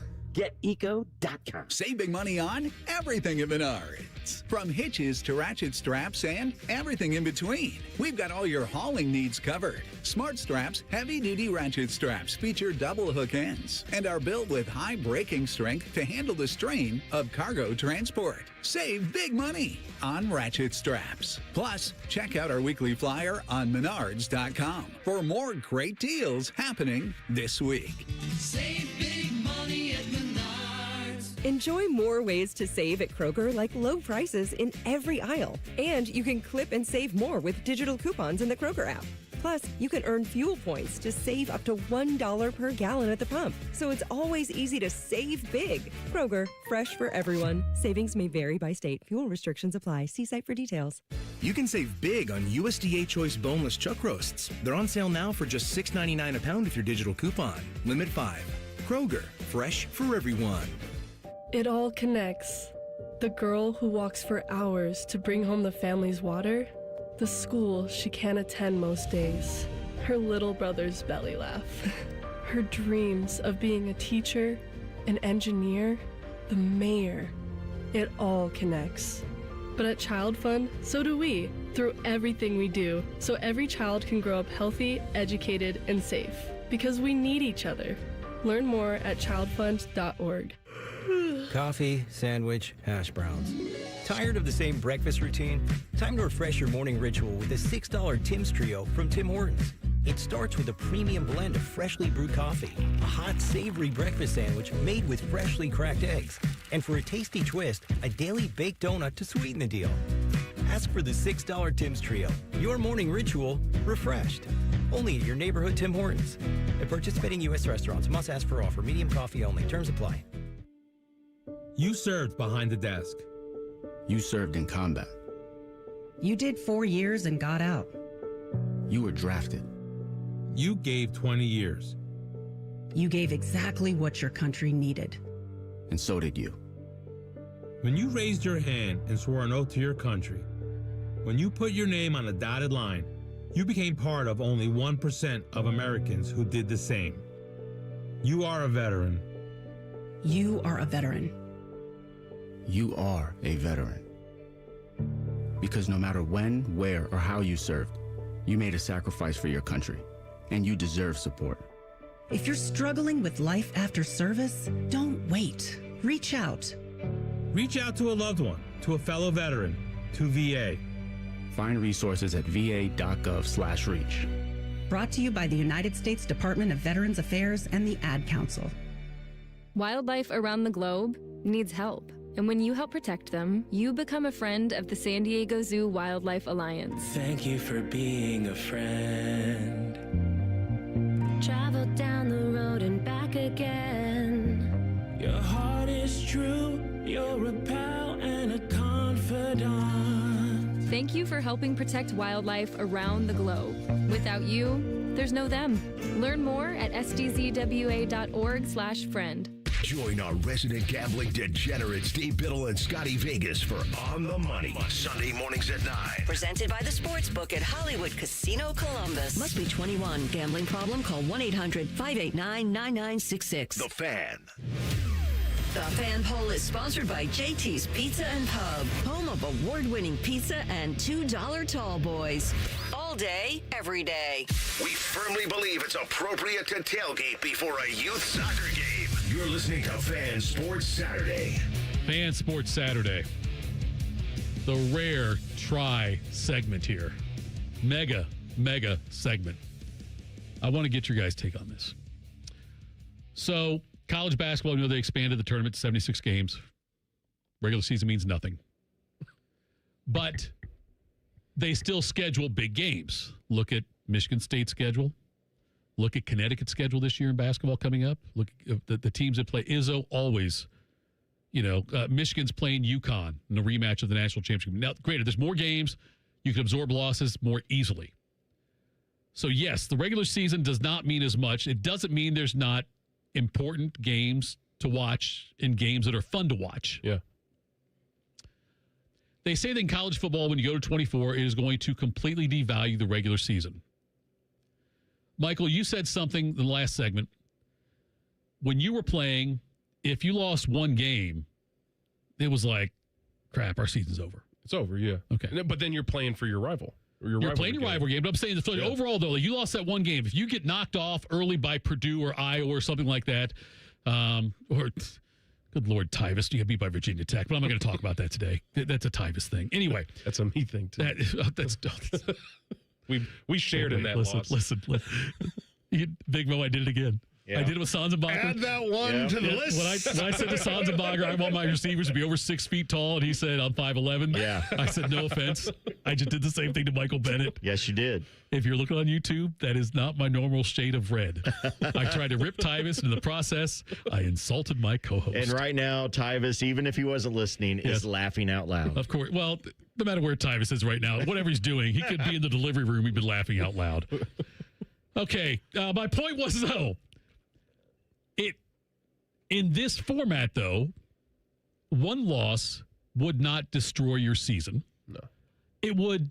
You still have meaningful games after that. And that's what I'm trying to get at. There's I know it devalues it, but it also extends your regular season meaningful games. Yeah, I liked that you had to be on it every single week. Right. And you had to show up even for the games that you didn't really care about. If you go play at Indiana back in the day, you weren't thrilled to be in Bloomington. It wasn't exciting that much, but you knew that you had to be on your stuff every single week. Sure. Or else postseason dreams are over. Yeah. Now, if you lose a game or two now, it is what it is, and it's exciting for the fans because maybe you still could go win the national championship. Mm-hmm. It's you can, it's not as much of a make or break every week. But I did enjoy the need to be just exceptional throughout the entire season. I do think it's tough when you start expanding the conferences and there are less competitive games. Mm-hmm. And you have situations where it was like my senior year when we went to a 14 playoff. If we didn't go to a 14 playoff, it probably would have been Oregon versus Florida State. Yeah. Florida State was not a good team. Oregon was not a good team. I think it was clear to everybody watching that Ohio State and Alabama were the best teams in the nation that year, but we had losses. So we wouldn't have made it to the national championship. So that felt like it solved a problem. Then you bump it to 8 teams, and it's like, okay, well, similar situation where maybe the best team in the nation in December and January just got lazy or it just didn't show up for a couple weeks in the regular season. So they get another chance. I think you should have to be the best season or the best team from day one if you want to be rewarded with a national championship. It's not as exciting for the fans. Maybe it doesn't bring as much money in, but as a football purist, I think that should be the reward. Once they went to 4 teams, and as it's getting bigger, the best team isn't always going to win. Yeah. And when we get to 24, you're going to see a 4-loss team get in. It may peel off a couple of wins. Yep. It might get an upset because of injuries. I mean, look what happened with Florida State a few years ago when they had the undefeated team, and then Miami last year. Yeah, right. Multiple losses. I was counting them out, and then they go on that crazy run. So, but that's kind of where we're at now, though, where just like any other league, really, it's no longer who is the best team is going to win it. It hasn't been that way in basketball for a long time. In football, everybody always says any given Sunday, any given Saturday, whatever. It's whoever shows up, and who knows what's going to happen. So you're really just a roll of the dice to a certain extent. Yeah, the best team's not usually the best team is not guaranteed. The 2 best teams are not guaranteed to be playing for the championship. The more you expand these tournaments, it's the most deserving team. The less teams you have in the playoffs, it's the more deserving team who has lost less games. But there's just so much vitriol around any conversation about conference strength and this and that, that it's hard to pick preferences if somebody from the ACC goes undefeated. Meanwhile, the Big Ten and the SEC are running the gauntlet. Do we reward the ACC team? And then you introduce the conference championship games, which changed it in me. And that was like the first death knell because, once again, you might have dropped a couple games, but you dropped a couple games to out-of-conference players or teams, and then you go win your conference championship. Oh, that should be an automatic buy-in to the playoffs. Well, it just complicates things. Yep. I would make the argument that when you expand the playoffs, that's also going to, at times, make it maybe even more difficult. It is more teams in, and more teams eligible. But let's face it, if you don't schedule games that are meaningful, it could get to the point where, you end up with a game that just ends up not going your way that you probably should have gotten. Yeah. I just think that we watered it down when we were having a committee pick everything, in my mind. Mm-hmm. Now you won't have the committee there necessarily. I mean, you still do, but there's still going to be comparison with polls and all that. They're going to make teams become more relevant. If you don't have some of those signature wins, you're not relevant. We kind of hit on it earlier, but the more we talk about it, the more it feels like a 24-team playoff at the end of the season. You're just turning the regular season into a play-in for the Super Conference, which is a 24-team Super Conference for a classic BCS just national championship. You call it a playoff if you want to call it, but you're trying to find a fair way to determine who the top 24 teams in the nation are and then have them all play each other. That's just a conference. And we're putting that at the end of – that's a conference season that we're putting at the end of the season. That we're doing a lot. And when you get into the thing with, you mentioned the expanded conferences, the imbalance of the scheduling. Yeah. Ohio State had a relatively easy Big Ten tournament or Big Ten conference schedule last year in football. Reasonably, much different this year, right? Much different this year. Wisconsin's last 4 games this year, coming up here, are against Rutgers, Maryland, Purdue, Minnesota.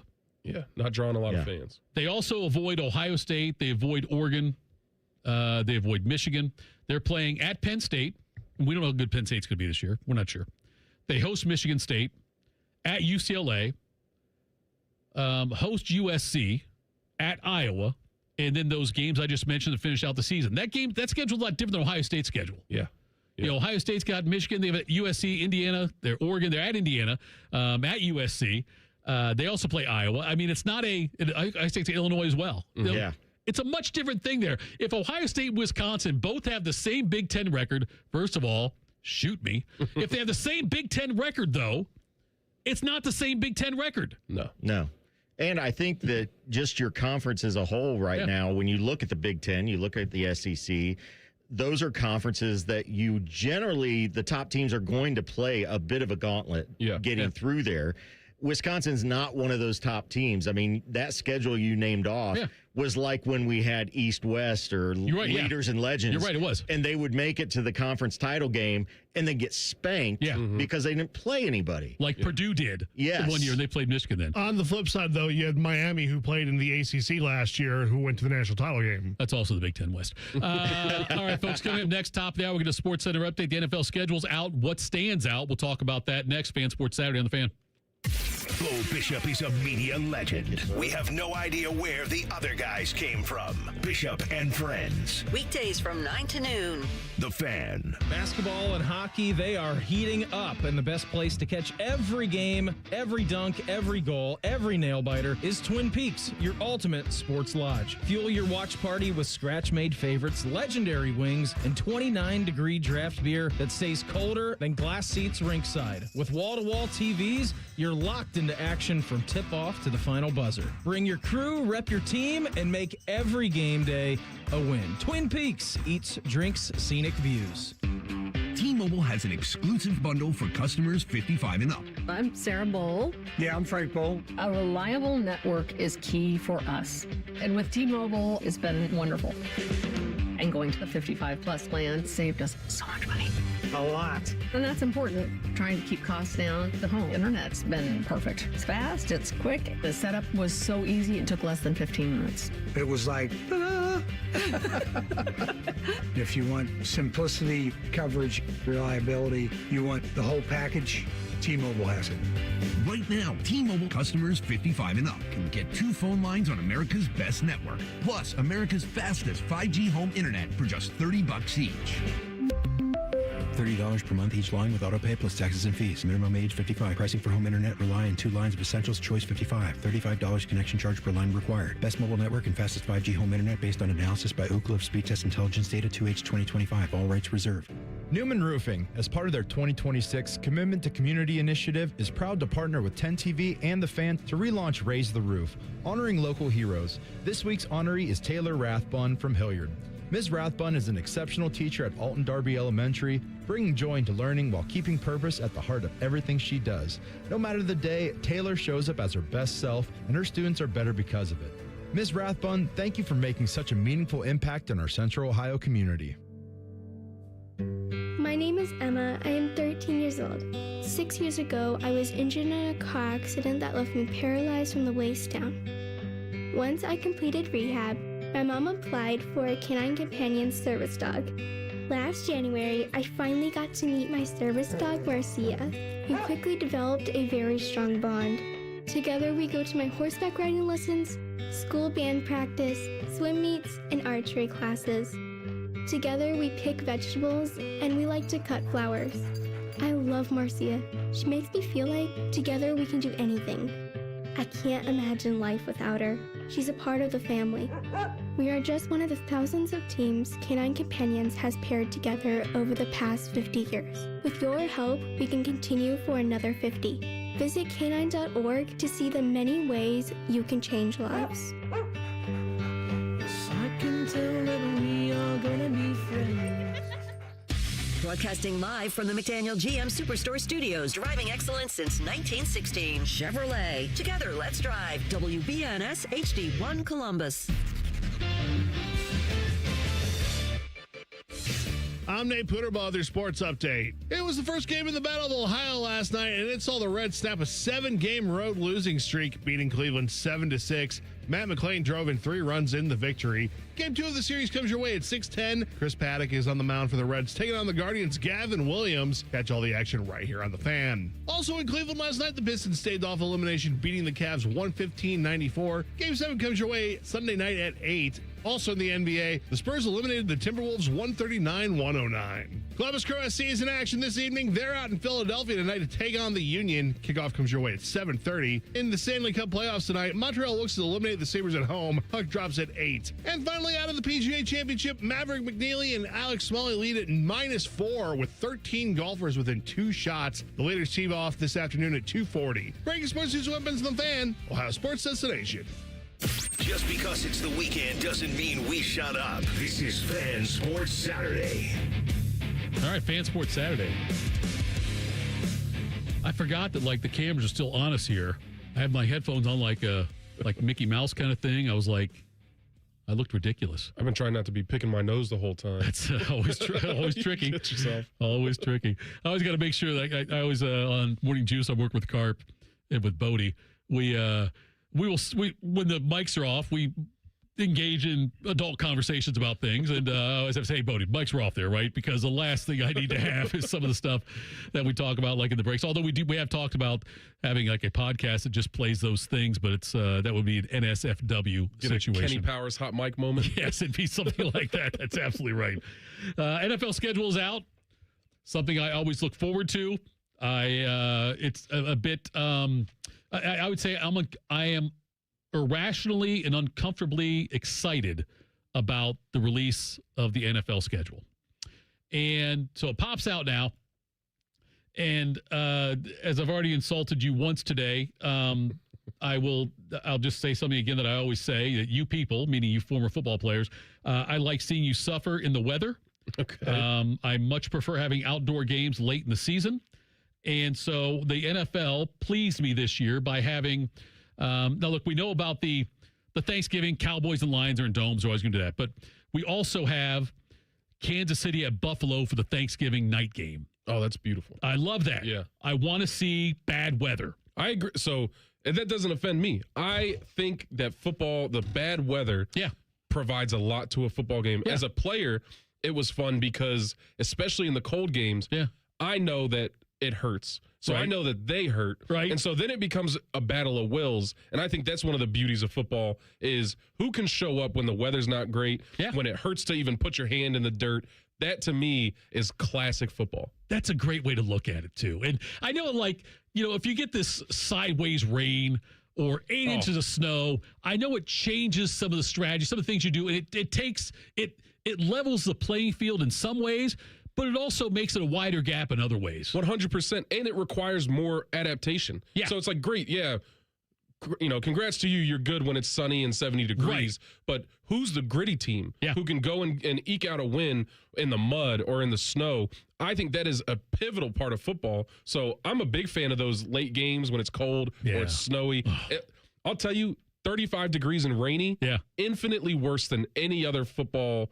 Oh, sure. Yeah, I bet. Anything. It's just, it gets you to your core. But if you can win in that game, I think that you're a mentally strong team. Yeah. And you deserve to come away with whatever, that win gives you. Christmas Day, we've got Green Bay at Chicago. Chicago in December. Come on. Especially late with this December. new team? Yes. Oh, it's beautiful. Buffalo at Denver. Yeah. Please. And then the Rams at the Seahawks, which I know is not going to be brutal, but it could be some weird weather there as also. But those are your Christmas. So I love the fact that the NFL is doing that with some of those colder weather games, some potential for colder weather and things like that.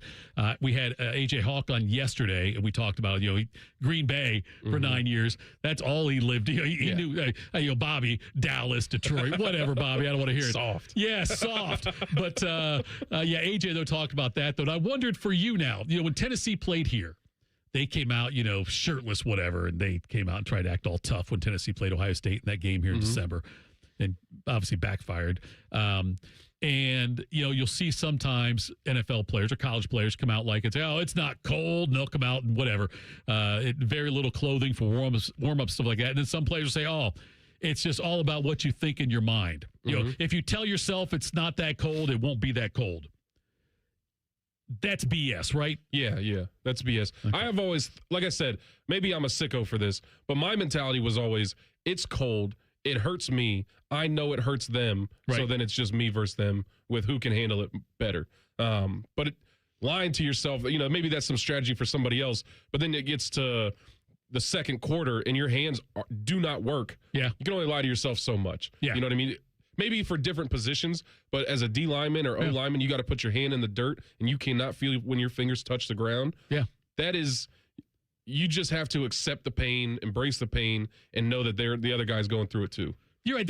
And that's what I love. I guess this is why, God, I'm so lucky to work through today. Because my mentality was always like, it just, I like seeing your breath, like seeing you struggle. But the way you're saying it, though, I think what I really like now that I'm doing a deep dive on who the real Tito is, that I think what I like about it is that it's more of the warrior mentality there. 100% Tito.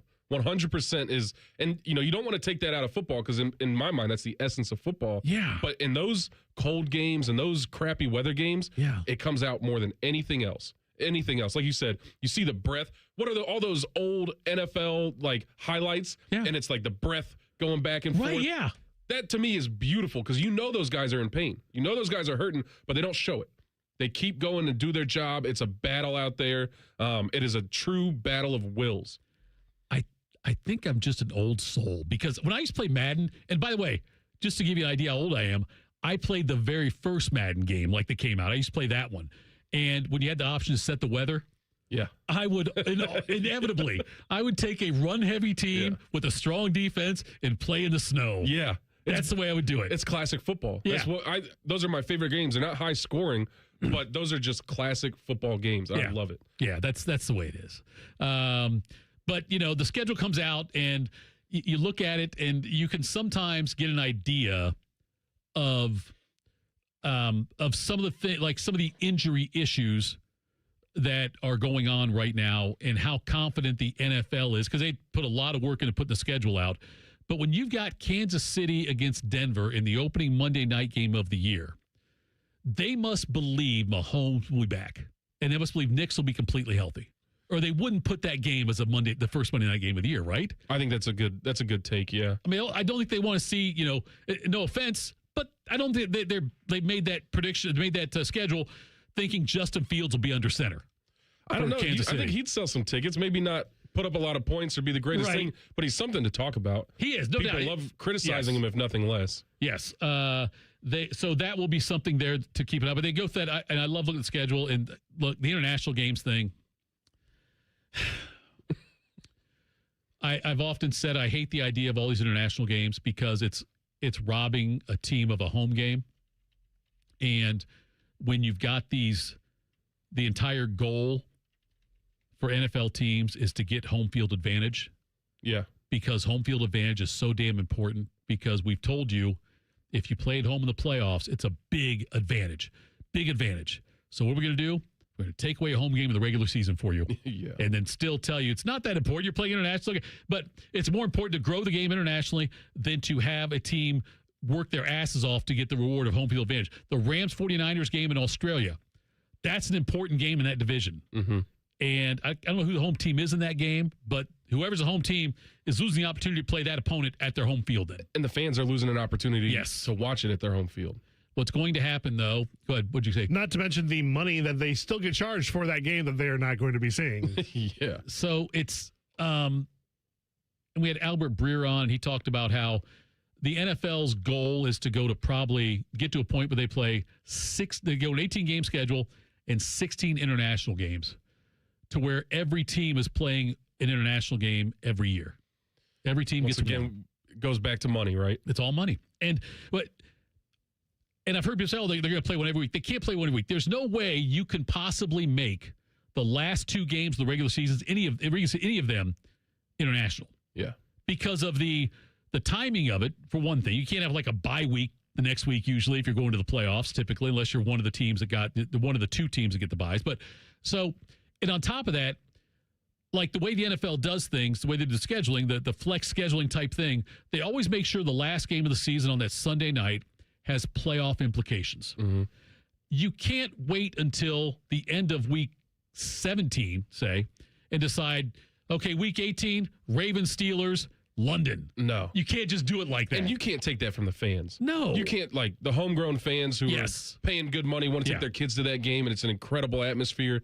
You can't send that overseas. No, you can't do that. And so that's the part that is going to be, so I think they could play them 16, but 17 and 18, whatever the last two games, which at this point would be, I guess if you have one bye week, it'd be weeks 18 and 19. Whatever the last two games are, though, last 2 weeks of games, I don't think you have any international games there. I don't want any international games anyway. I think it's stupid. But there's a lot of things I think they're stupid that like we know money rules it all. I'd love if they did, like, instead of taking away the 2 preseason games, went back to 4 preseason games and sent them overseas. Yeah. I know that the preseason games for a lot of fans are games that maybe if you can't afford a regular season ticket, you can afford a preseason ticket, something like that. But I don't think that people in Australia or Brazil or London are going to notice the talent drop off from a preseason game. No.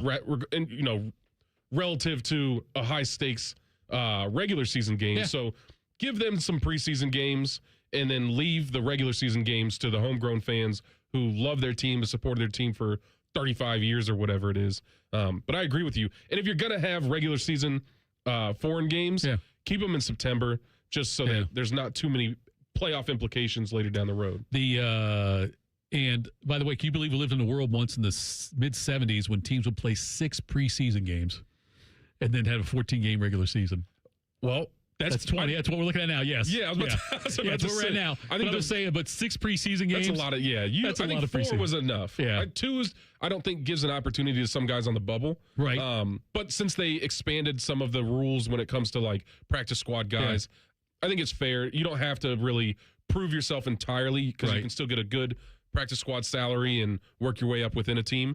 But I thought 4 preseason games made a lot of sense. You get a game for the vets. Yep. You get you get a game for everybody. Then you get a game for the vets. And then you get 2 bubble player games. I think that made a lot of sense. You would see Walter Payton sometime get like 18 carries for 95 yards in a preseason game. It was like a regular season game in a lot of ways. Coming up next, Ryan Day spoke to Josh Pate on his College Football podcast. We'll share that with you next. Fan Sports Saturday on The Fan.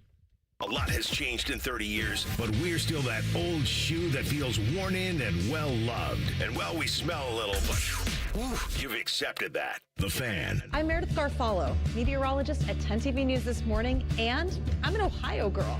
I love golf, aerospace, and all things Ohio sports. For nearly 20 years, I've studied the patterns that shape our days, from winter wonders on the south side to dangerous storms along the I-71 corridor. When the weather changes, you'll be the first to know, because you need a forecast that moves as fast as you do. Make the move to 10 TV News this morning, weekdays from 5 to 9, anywhere you watch. Relax and let Kroger Delivery handle your grocery shopping this week. We start with only the freshest items. Then carefully pack your order in our refrigerated trucks. And our cool trucks keep your food fresh right to your door. Fresh groceries your way with Kroger Delivery. And right now, you can save $20 on your first delivery order. Kroger, fresh for everyone. Hey, it's Anthony Rothman, and for the longest time, I figured the less I did, the less I'd hurt. Well, I figured wrong. Something always happens, and when it does, I've always gone to Orthopedic One, Central Ohio's most trusted orthopedic practice. They rank #1 in Ohio and top 5 in the nation for orthopedics. So whether you're struggling with ongoing pain or facing a sudden orthopedic injury, you can always schedule an appointment directly with their physicians. No referral required. Start with the specialists. Start at orthopedic1.com. Coffee, sandwich, hash browns. Tired of the same breakfast routine? Time to refresh your morning ritual with a $6 Tim's Trio from Tim Hortons. It starts with a premium blend of freshly brewed coffee, a hot, savory breakfast sandwich made with freshly cracked eggs, and for a tasty twist, a daily baked donut to sweeten the deal. Ask for the $6 Tim's Trio. Your morning ritual refreshed. Only at your neighborhood Tim Hortons. At participating U.S. restaurants, must ask for offer. Medium coffee only. Terms apply. Family owned and operated. It isn't all sunshine and rainbows. This is Dennis Sullivan, president of Care Heating and Cooling. Here's something you don't hear admitted very often. When you run a business with your family, you don't always get along with them. We argue, we debate, we have real conversations about the decisions that we make. But at Care, every conversation comes back to our priorities, doing right by our employees and our customers. Because when you treat your team like family, they take better care of the families they serve. And when you treat your customers the way you want your own family treated, trust follows. That mindset doesn't always maximize short-term profits, but it builds something better, long-term relationships. Today, more and more local companies are being bought by venture capital firms, where maximizing profits often leads to a sales-first mentality. Care is still family-owned and locally operated, so we can keep people, not profits, at the center of every decision. Care Heating and Cooling. Call 1-800-COOLING when you need a company you can trust. Hey, it's Bobby Carpenter. Bring your landscape back to life with an unbeatable deal from Ohio Mulch. 5 bags of premium mulch for just $10. You choose from absolute black, brown, or red to make your flowers pop and your curb appeal shine. Visit ohiomulch.com to find a location near you. Welcome to Tire Discounters. Oh, hiya, Phantom. Happy anniversary, Mike. Yep, Chip and his family can be proud. Tire Discounters is officially 50. I believe the 50th is traditionally called golden. Like the golden rule. Ah, yes. Give unto others a free alignment with any four-tire purchase, of course. But I meant do unto others, you know, treating people like you'd want to be treated. Yet another reason that Tire Discounters has stood the test of time. So you really thought the golden rule was about free alignment? Alignment, so crucial.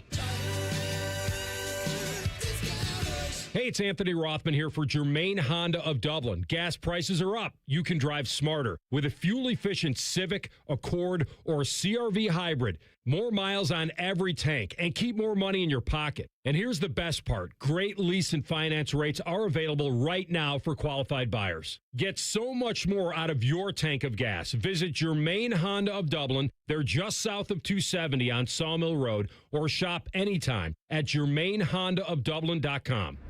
No way. Gas prices shot up again. I know, but I got us covered.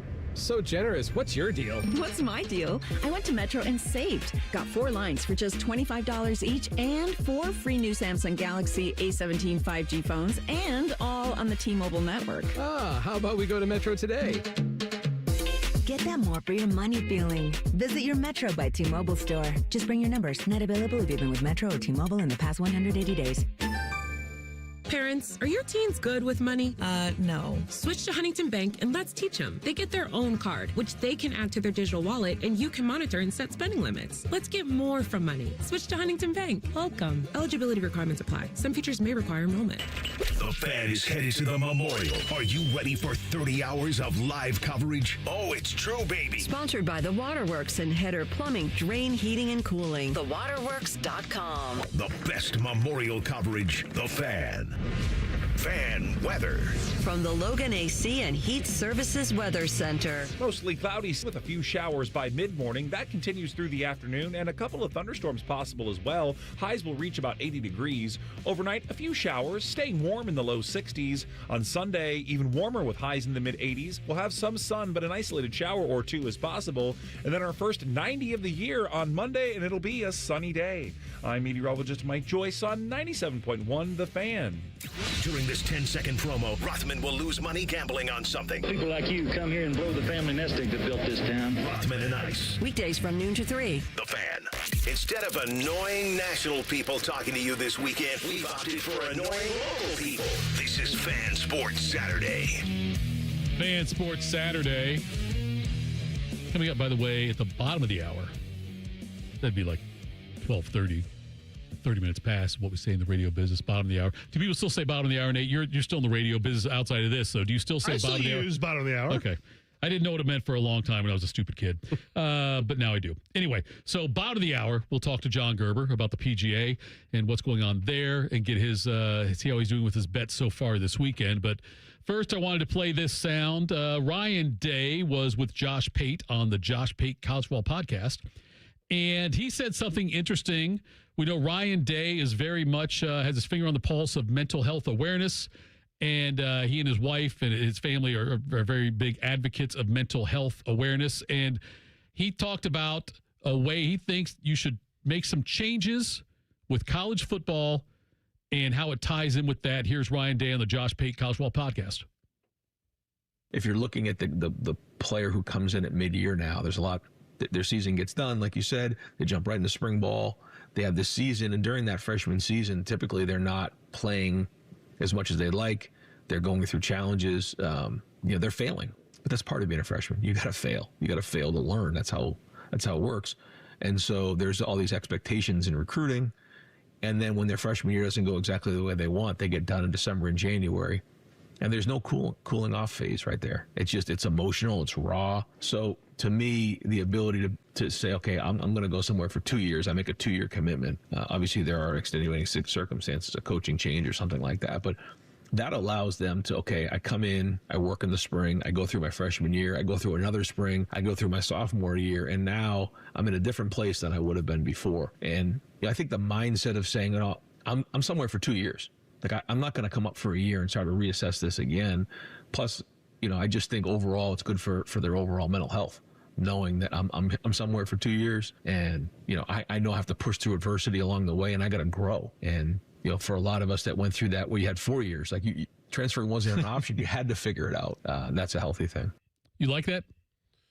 Like that? Sorry, that's what I sounded like there for a second. Go ahead. He's not wrong. It just you just don't want to cling too hard to what it used to be. I think for a head coach, encouraging competition rather than fleeing to a team where you can play immediately makes sense. You don't want a guy who might be great if you let him develop until his junior year, but just doesn't want to sit on the bench that long. You don't want him to go running off to whoever waves some money in his face and some playing time in his face.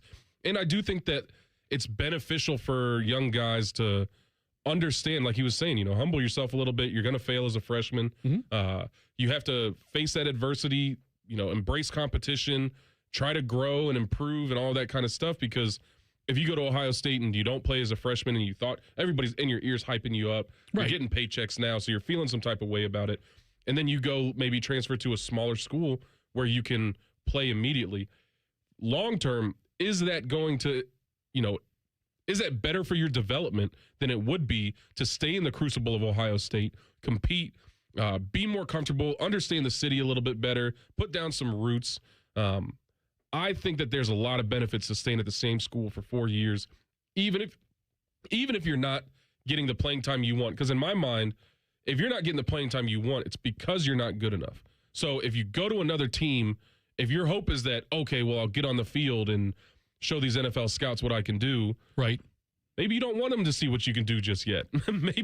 maybe develop at Ohio State. Ball don't lie. Ball don't lie. Maybe develop at Ohio State for 2 to 3 years. Right. Yeah, maybe you're a receiver who's incredible, but you're just not going to beat Jeremiah Smith out. Okay, that's a situation where maybe it makes sense to go to a Michigan State or something. Sure. But I do really believe in the competition aspect. Unfortunately, I still believe in the academic aspect, and bouncing from team to team every year probably isn't great for your academics. But I think that I'm definitely in the minority of that conversation. That's the part that, and Carp talks about this a lot, and admittedly, I don't pay attention to it because I haven't lived it.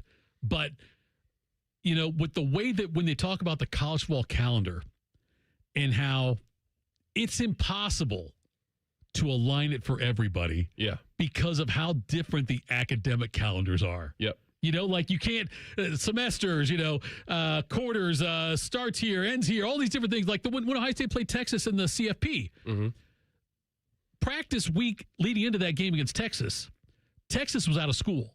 Yeah. They didn't have the same limits Ohio State did on practice. Ohio State, although not on campus, still in school.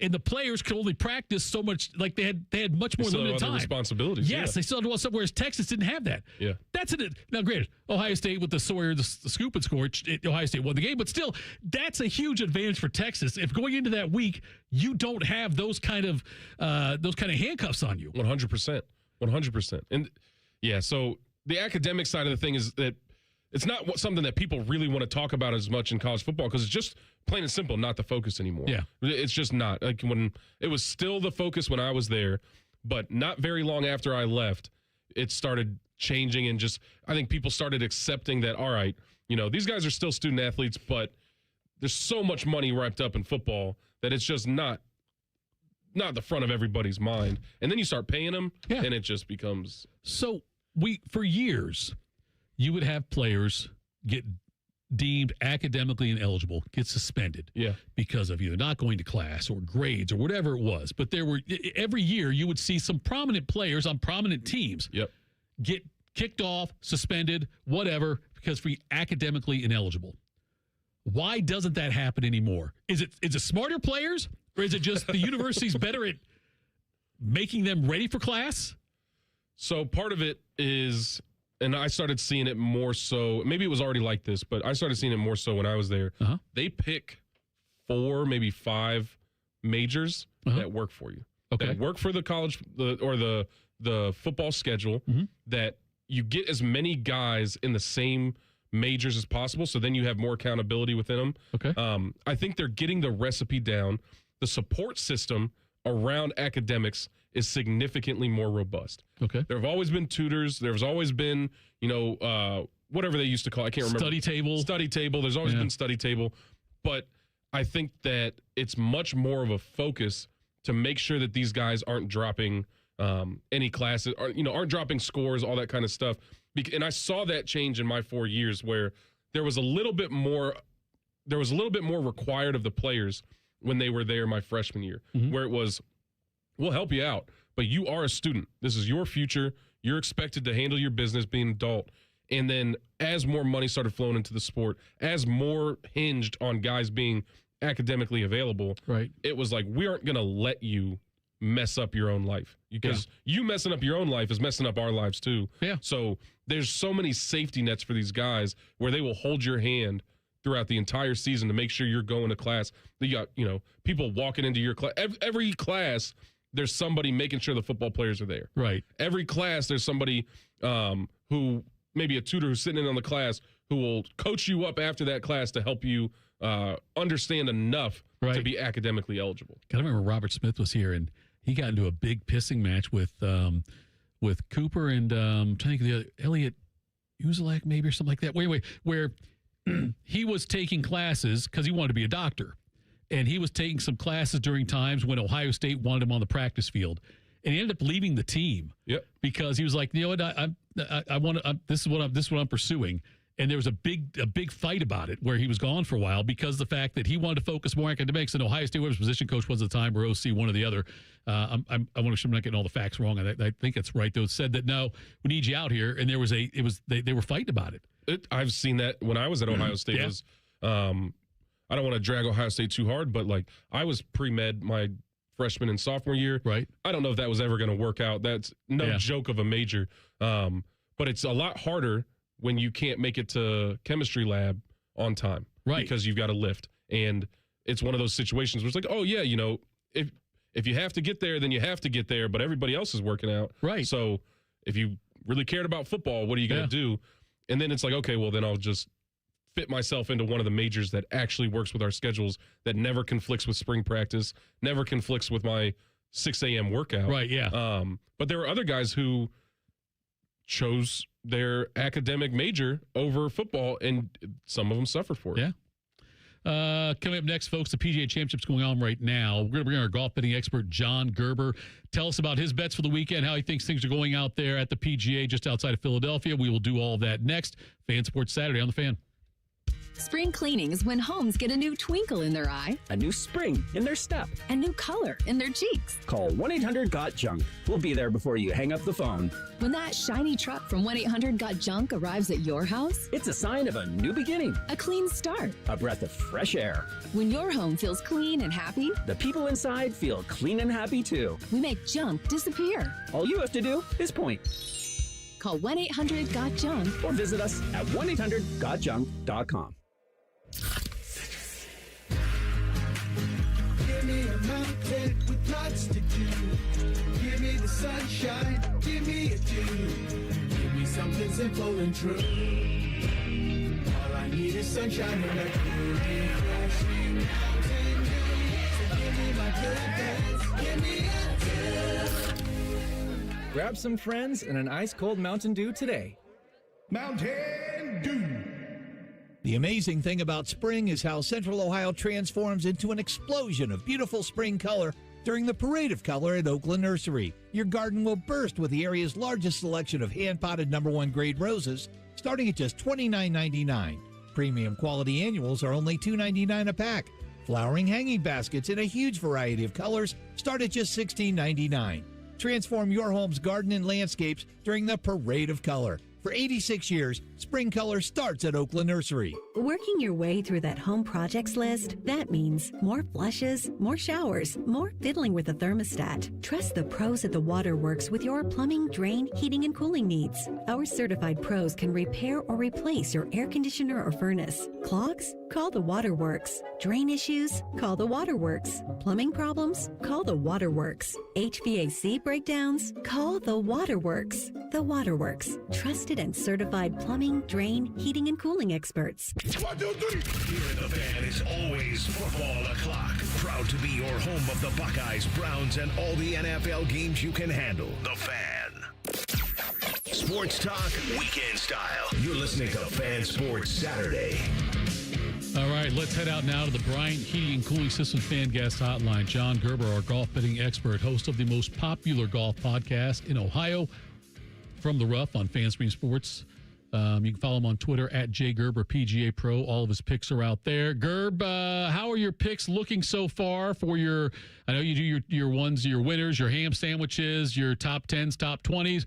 Then you got some head-to-heads today. Give us a rundown of how your top 10, top 20, and winners picks are looking so far. Yeah, good afternoon, Tito. Yeah, what a cool tournament. I mean, looking like the guys are really going to make some moves, and I really like our card this week. We started off the week extremely well. We had a nice little prop bet on Ben Kern to make the cut at plus 1150, so we hit that. So we're playing very firm and with some house money, but I like our whole card this week. I mean, we have Justin Rose right there is making a push today, -6 at 45-1. We picked Justin Thomas again at 45-1. And the guy that I really liked, I've liked him for a while, our ham sandwich, Harris English at 90-1. We have him there. He sits at 2 under. I think with him, if it's not a birdie fest and he continues to play solid, he's going to have a real opportunity to get his first major. We also have a nice little pick in the top 10 with Chris Gotterup that sits there in third place. So our card is looking great, but we have some really good matchups today also. Justin Rose, like we said, he's sitting there at 600. We had him minus 108 over Christopher Rattan. We have Harris English minus 120 over David Puig, and I like Goddard minus 125 over Maverick McNeely. So I love the card this week. We're going to make a big push to get back on the positive side for the year, and I'm looking forward to the next couple of days. Gerb, I'm not a golf fanatic, so it's surprising to me to see Alex Smalley and Maverick McNeely, two names that I'm not super familiar with, tied for first. Are they dark horses, or is that something that you kind of could have seen coming? Yeah, don't get used to seeing them at the top of the leaderboard, buddy. Yeah, they're going to be fading for a couple reasons. You know, the PGA sometimes lends to some surprise winners, to not the big heralded guys with the, Jason Duffner and the Sean McKeels and guys like that won in the past. But, you look at a guy like Maverick McNeely, if it's not a birdie fist, a little bit like Harris English, he might have a chance, but to win, I'm not really sure. I think his parents has got too much money for him to worry about a golf tournament. He's one of the richest guys on the PGA Tour without winning. So I don't get used to seeing them. They're good stories for the first couple days, but I don't particularly see them continuing their success this year on the top or this week on the leaderboard. John Gerber joins us. He is our golf betting expert at Jay Gerber PGA Pros, where you can find him, host of From the Rough podcast with Tim Ham on FanStream Sports. Gerb, looking at the scores, last year Scheffler won at 11 under. Before that, Schauffele won it at 21 under. You had Koepka 9 under before that. The scores seem a little bit higher this week. Why is the course playing tougher? Yeah, first off, it's a tough golf course as it is. And then when you put in the elements that they played in the first couple of days, and these guys were crying and complaining about the pin position. So, it looked a little bit more like a U.S. Open than a PGA Championship. They don't nearly set up normally the golf course as difficult as they normally do. But I like it. I love it. But I still think the score is probably going to be around 10 under par. I predicted 12 to 13. Without the weather, but looks like they're letting them play today, so they're going to jump up the leaderboard and let them make some. There's 2 par 4s out there these guys can drive, so they're going to let them play today, and I think the scores are going to be a little bit lower today than they have been, but certainly the pin positions and the weather was a factor the first couple of days. John, you already mentioned Justin Rose. It seems like you're pretty high on him and how he's climbing the leaderboard. With 1.5 days left in this tournament, who are your top 3 guys who you think are going to be able to make a real push to get him to the top of the leaderboard? Yeah, I'm all about Harris English. I really am. I mean, if you look at this guy, he's contended extremely well in past U.S. Opens. The only reason he hasn't in the PGAs before is just because it's been a birdie fest, as you see the scores. But the U.S. Open fits his type of game, doesn't make a lot of mistakes.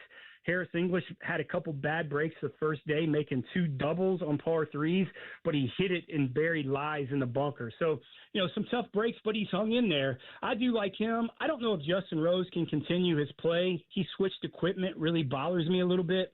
But I'm telling you, Chris Gotterup's not going to be scared of anybody on this leaderboard. So look at maybe Chris Gotterup to continue some play. I really do like Harris English.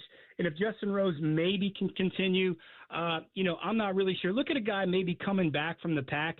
I'm not the guy that picks the Rorys and the Scotty Schefflers at all, but we have Justin Thomas also. And if he can temper his, anger a little bit, he's kind of been crying out there a little bit, which I do not like. If he can hold that back a little bit, he will certainly be able to contend. Who's disappointed you the most, Gerb, so far in this tournament? Who disappointed you that they're already done or they're still playing and disappointing you? Who's been the one you're like, I can't believe that guy did that? I'm glad you said the tournament because I was going to say you, but before we started. But thank you for saying that. Yes. Tommy Fleetwood. Tommy Fleetwood is a guy that's, a lot of expectations on him. He seems to play extremely well in spots. I thought it would be a really good week this week for him, and especially with some of the European guys playing very well last year at the Ryder Cup at Bethpage, kind of a typical Northeastern golf course. It kind of fits the mold like Bethpage. So I look at a guy like Tommy Fleetwood kind of disappointed. We had him on our card. But every time we have him on our card, he doesn't play well. So, maybe we jinxed him on that one. We've got the Memorial coming up here shortly. Is there just looking at a big view right now? I know it's early, but are there a couple of players this year that are playing well enough, you think, that you maybe didn't expect to be someone you'd consider to win the Memorial?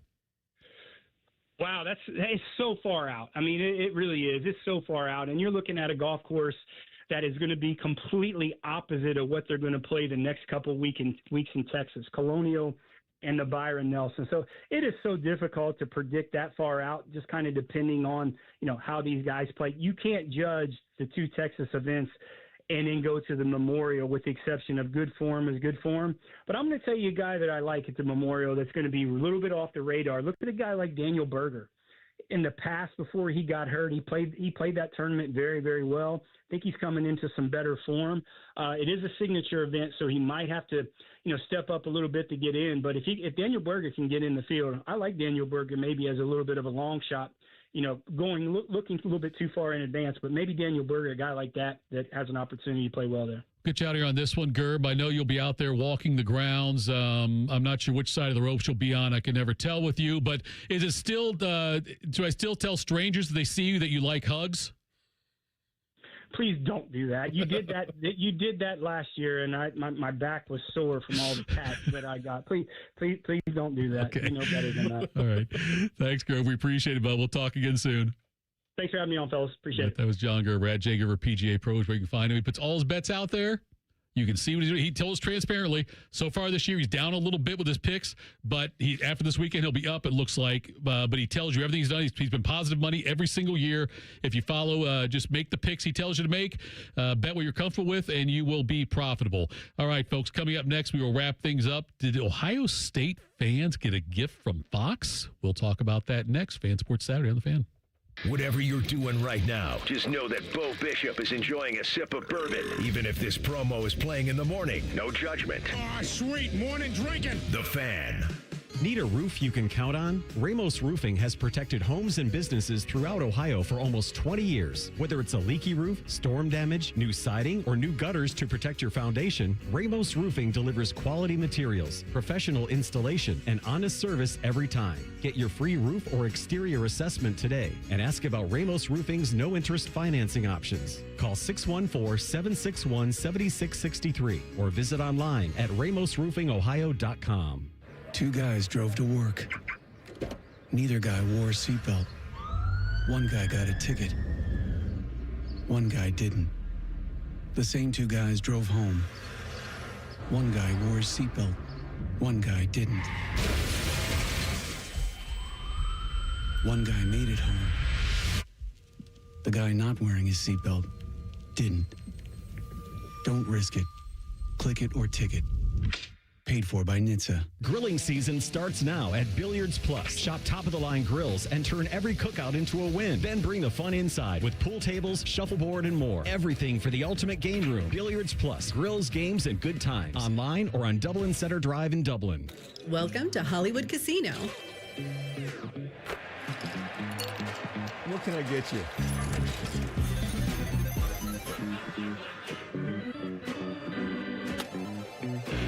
How you doing, Columbus? The same Hollywood you know, with a new hotel to love. Hollywood Casino and Hotel Columbus, coming June 2026. Book now.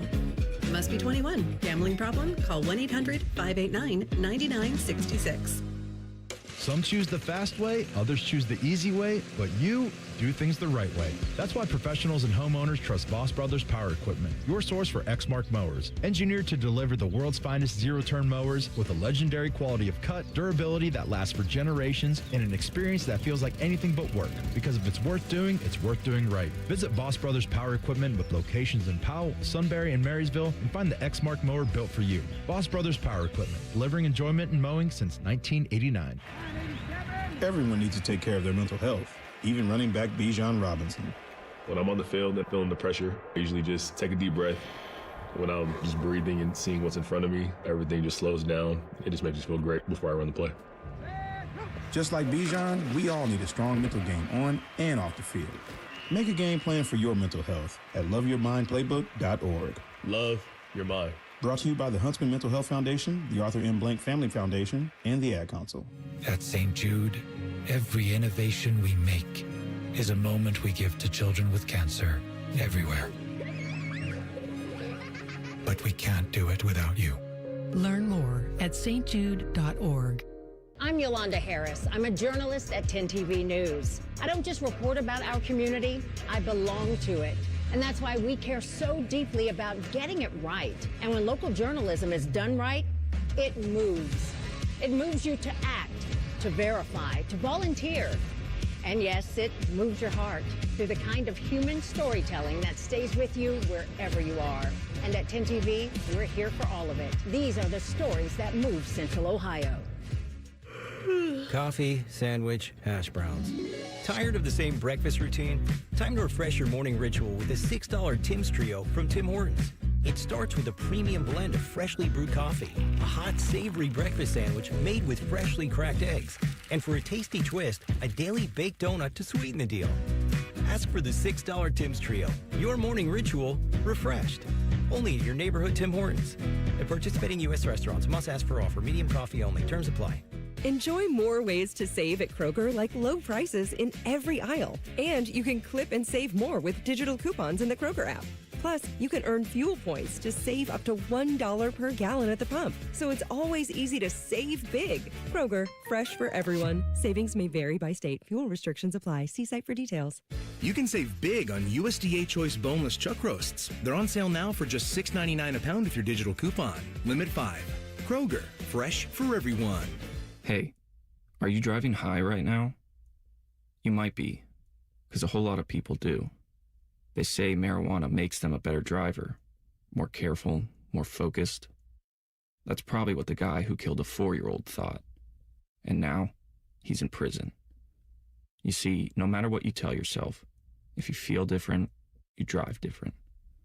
So if you're high, just don't drive. Brought to you by NHTSA and the Ad Council. If only there was a radio show that constantly talked about Ohio State athletics. Well, good news. It's real, baby. The Buckeye Show. Weeknights at 6. Proud to be your flagship home of the Buckeyes. The Fan, Ohio's sports destination. The Fan Guest Hotline is sponsored by Federal Elite Heating and Cooling and Bryant. Doing whatever it takes to keep you and your home comfortable. The Fan. During weekend programming, pants are optional. Look at my butt! However, leather chairs may have been a bad choice. You're listening to Fan Sports Saturday. Fan Sports Saturday, final segment of the program. Tito, Michael Bennett, Nate with you for the final segment here. Thanks, John Gerber, for joining us. At Jay Gerber PGA Pro is where you can find him. I said that Fox may have done Ohio State fans a solid, and here's why.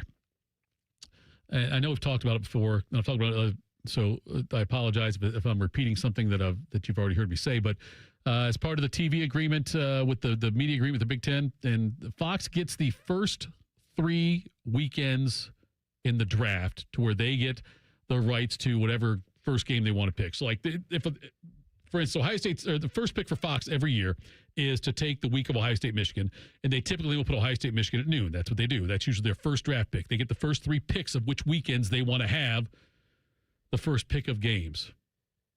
That sounds damn confusing. They get the first 3 picks of weekends in which they get to pick the first game. Okay. Which is usually big noon. Fox has said, we don't care about 3:30. We don't care about prime time as much. Big noon, we're going to own it. So we know their first pick is that one, Ohio State, Michigan week. Their second pick is week 2.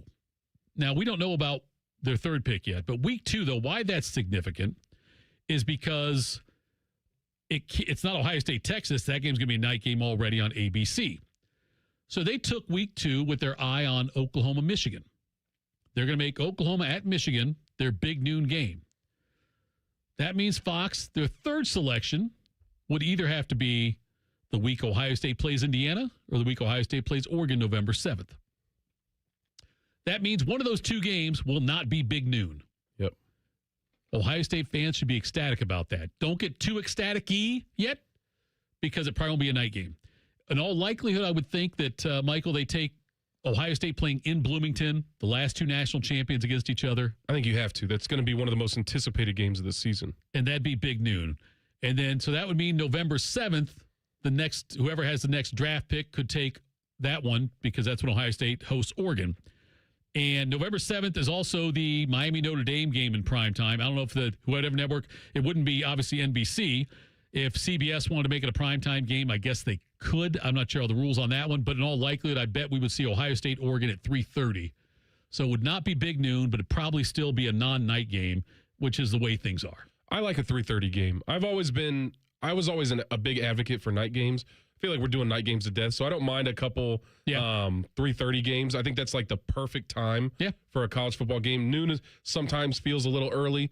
Night games, sometimes you don't want to be up till 1 a.m. or 12 p.m. Right. But 3:30 is that perfect in between where you can get, grill out and everything, and it's good timing. So I wouldn't mind seeing Ohio State, Oregon at that 3:30 time slot. Yeah, me too. I agree. And so the Michigan-Oklahoma thing, I guess I'm a little bit surprised. Maybe, I mean, there's still a lot of uncertainty around Michigan's program. Obviously coaching change there. You still got the very underwhelming Bryce Underwood, who did not have a great year last year. Had a typical, maybe a little less than typical average true freshman season under center. But all the controversy going around the program, I don't know.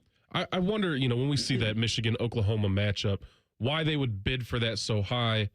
I can't imagine, like what you're saying, I can't imagine it's because of the strength of the teams. Yeah. It might just be the strength of the fan bases. Right. Where you've just got two huge alumni bases and big name teams rather than like, is this going to be a potential huge matchup? Because I'm with you.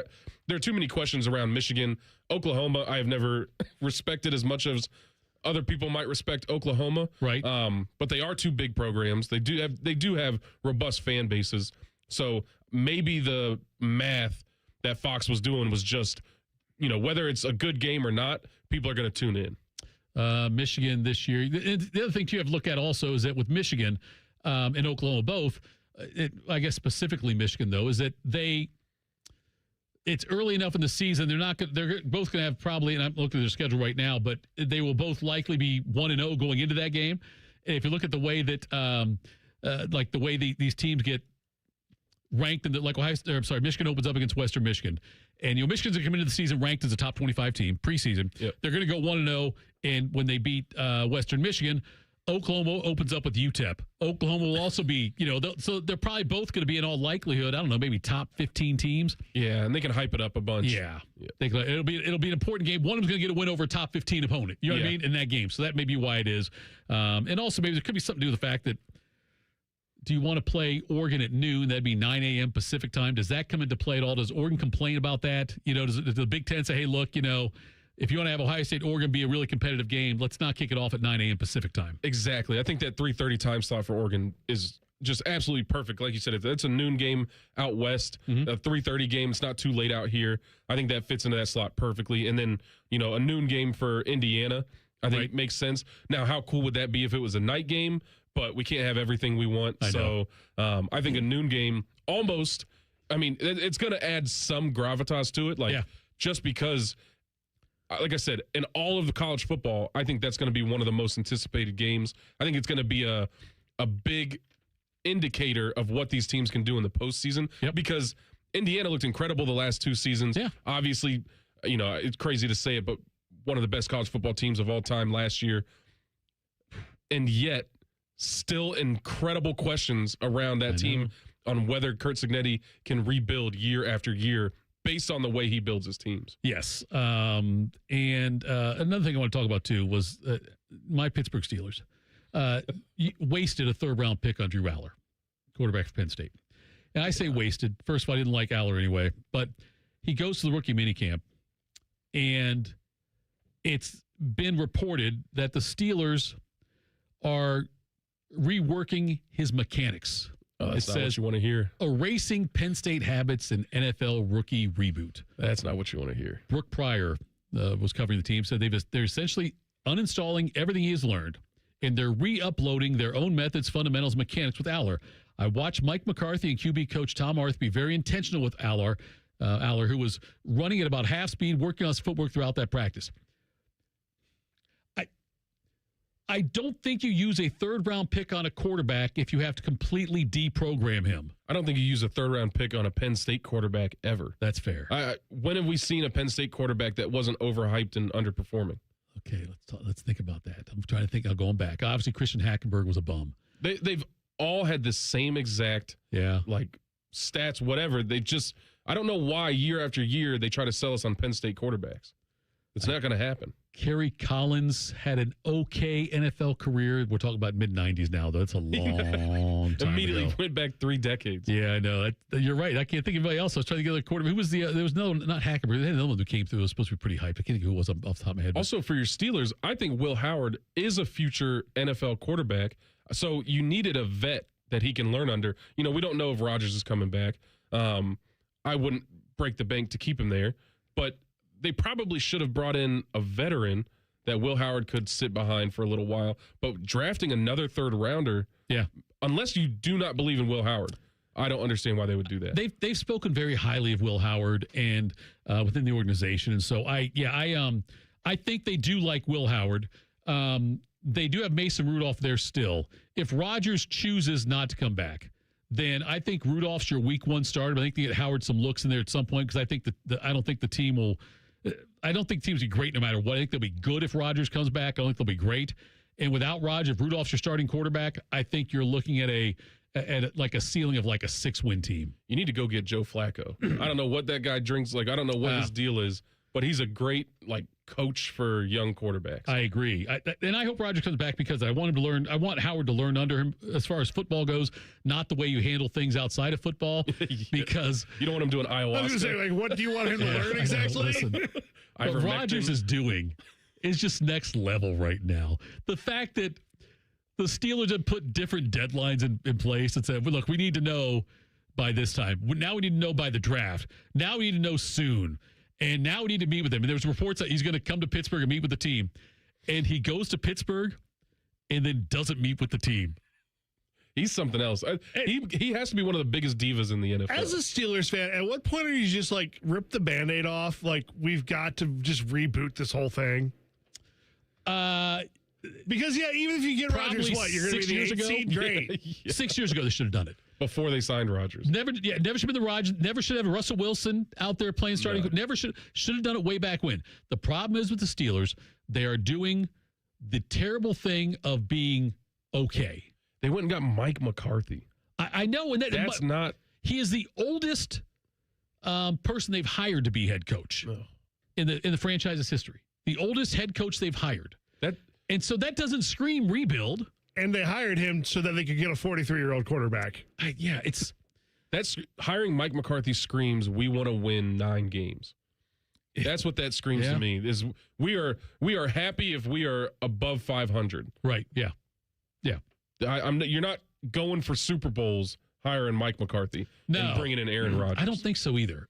That's why I'm not going to be that disappointed if Rodgers ends up not playing because you do have see, and the only downside of that is the downside of that.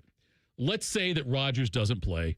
Let's say they throw Howard to the Wolves at some point halfway through the season, whatever, and he doesn't play awesome. Let's say he just plays okay. Now you look at the end of the season, maybe you've got a 5-win Steeler team, 5-12, picking high in the draft. Yeah, in a draft loaded with quarterbacks. That's true. That's where it could be bad for Howard. Howard. Saying they're playing the long game. Well, they may be forced to. It's like if I want Will Howard to get a shot. I desperately want to see what he can do as a starter in the NFL. But if he comes in and doesn't play well, and the Steelers have a bad season and are picking at the top of the draft, I feel like the Steelers will then try to draft another quarterback. As they should. And I don't know what kind of growth Will Howard has had since he's been at the Steelers. Yeah. I think that coming out of Ohio State, he had potential. He had a good frame. He has the right mindset. It seems like he, would throw in a couple bad decisions from time to time. But I thought he had the potential to be a really solid Steelers quarterback. Who knows how much growth he's had over the last year. Yeah. But I also want to see him go out there. I think sitting behind a starting quarterback for 2 to 3 years is in his best interest. Yeah. But like you said, he might not get the opportunity. He might have to go out there this year and show what he can do. And 100%, Tito, if they're not above 500, they're picking even if they are above 500, they're picking a quarterback. Lots of fun, Michael. We're back again next week. Fan Sports Saturday on the Fan. There's nothing Bo Bishop can't do well, except find competent co-hosts. Bishop and Friends. Weekdays from 9 to noon. The Fan.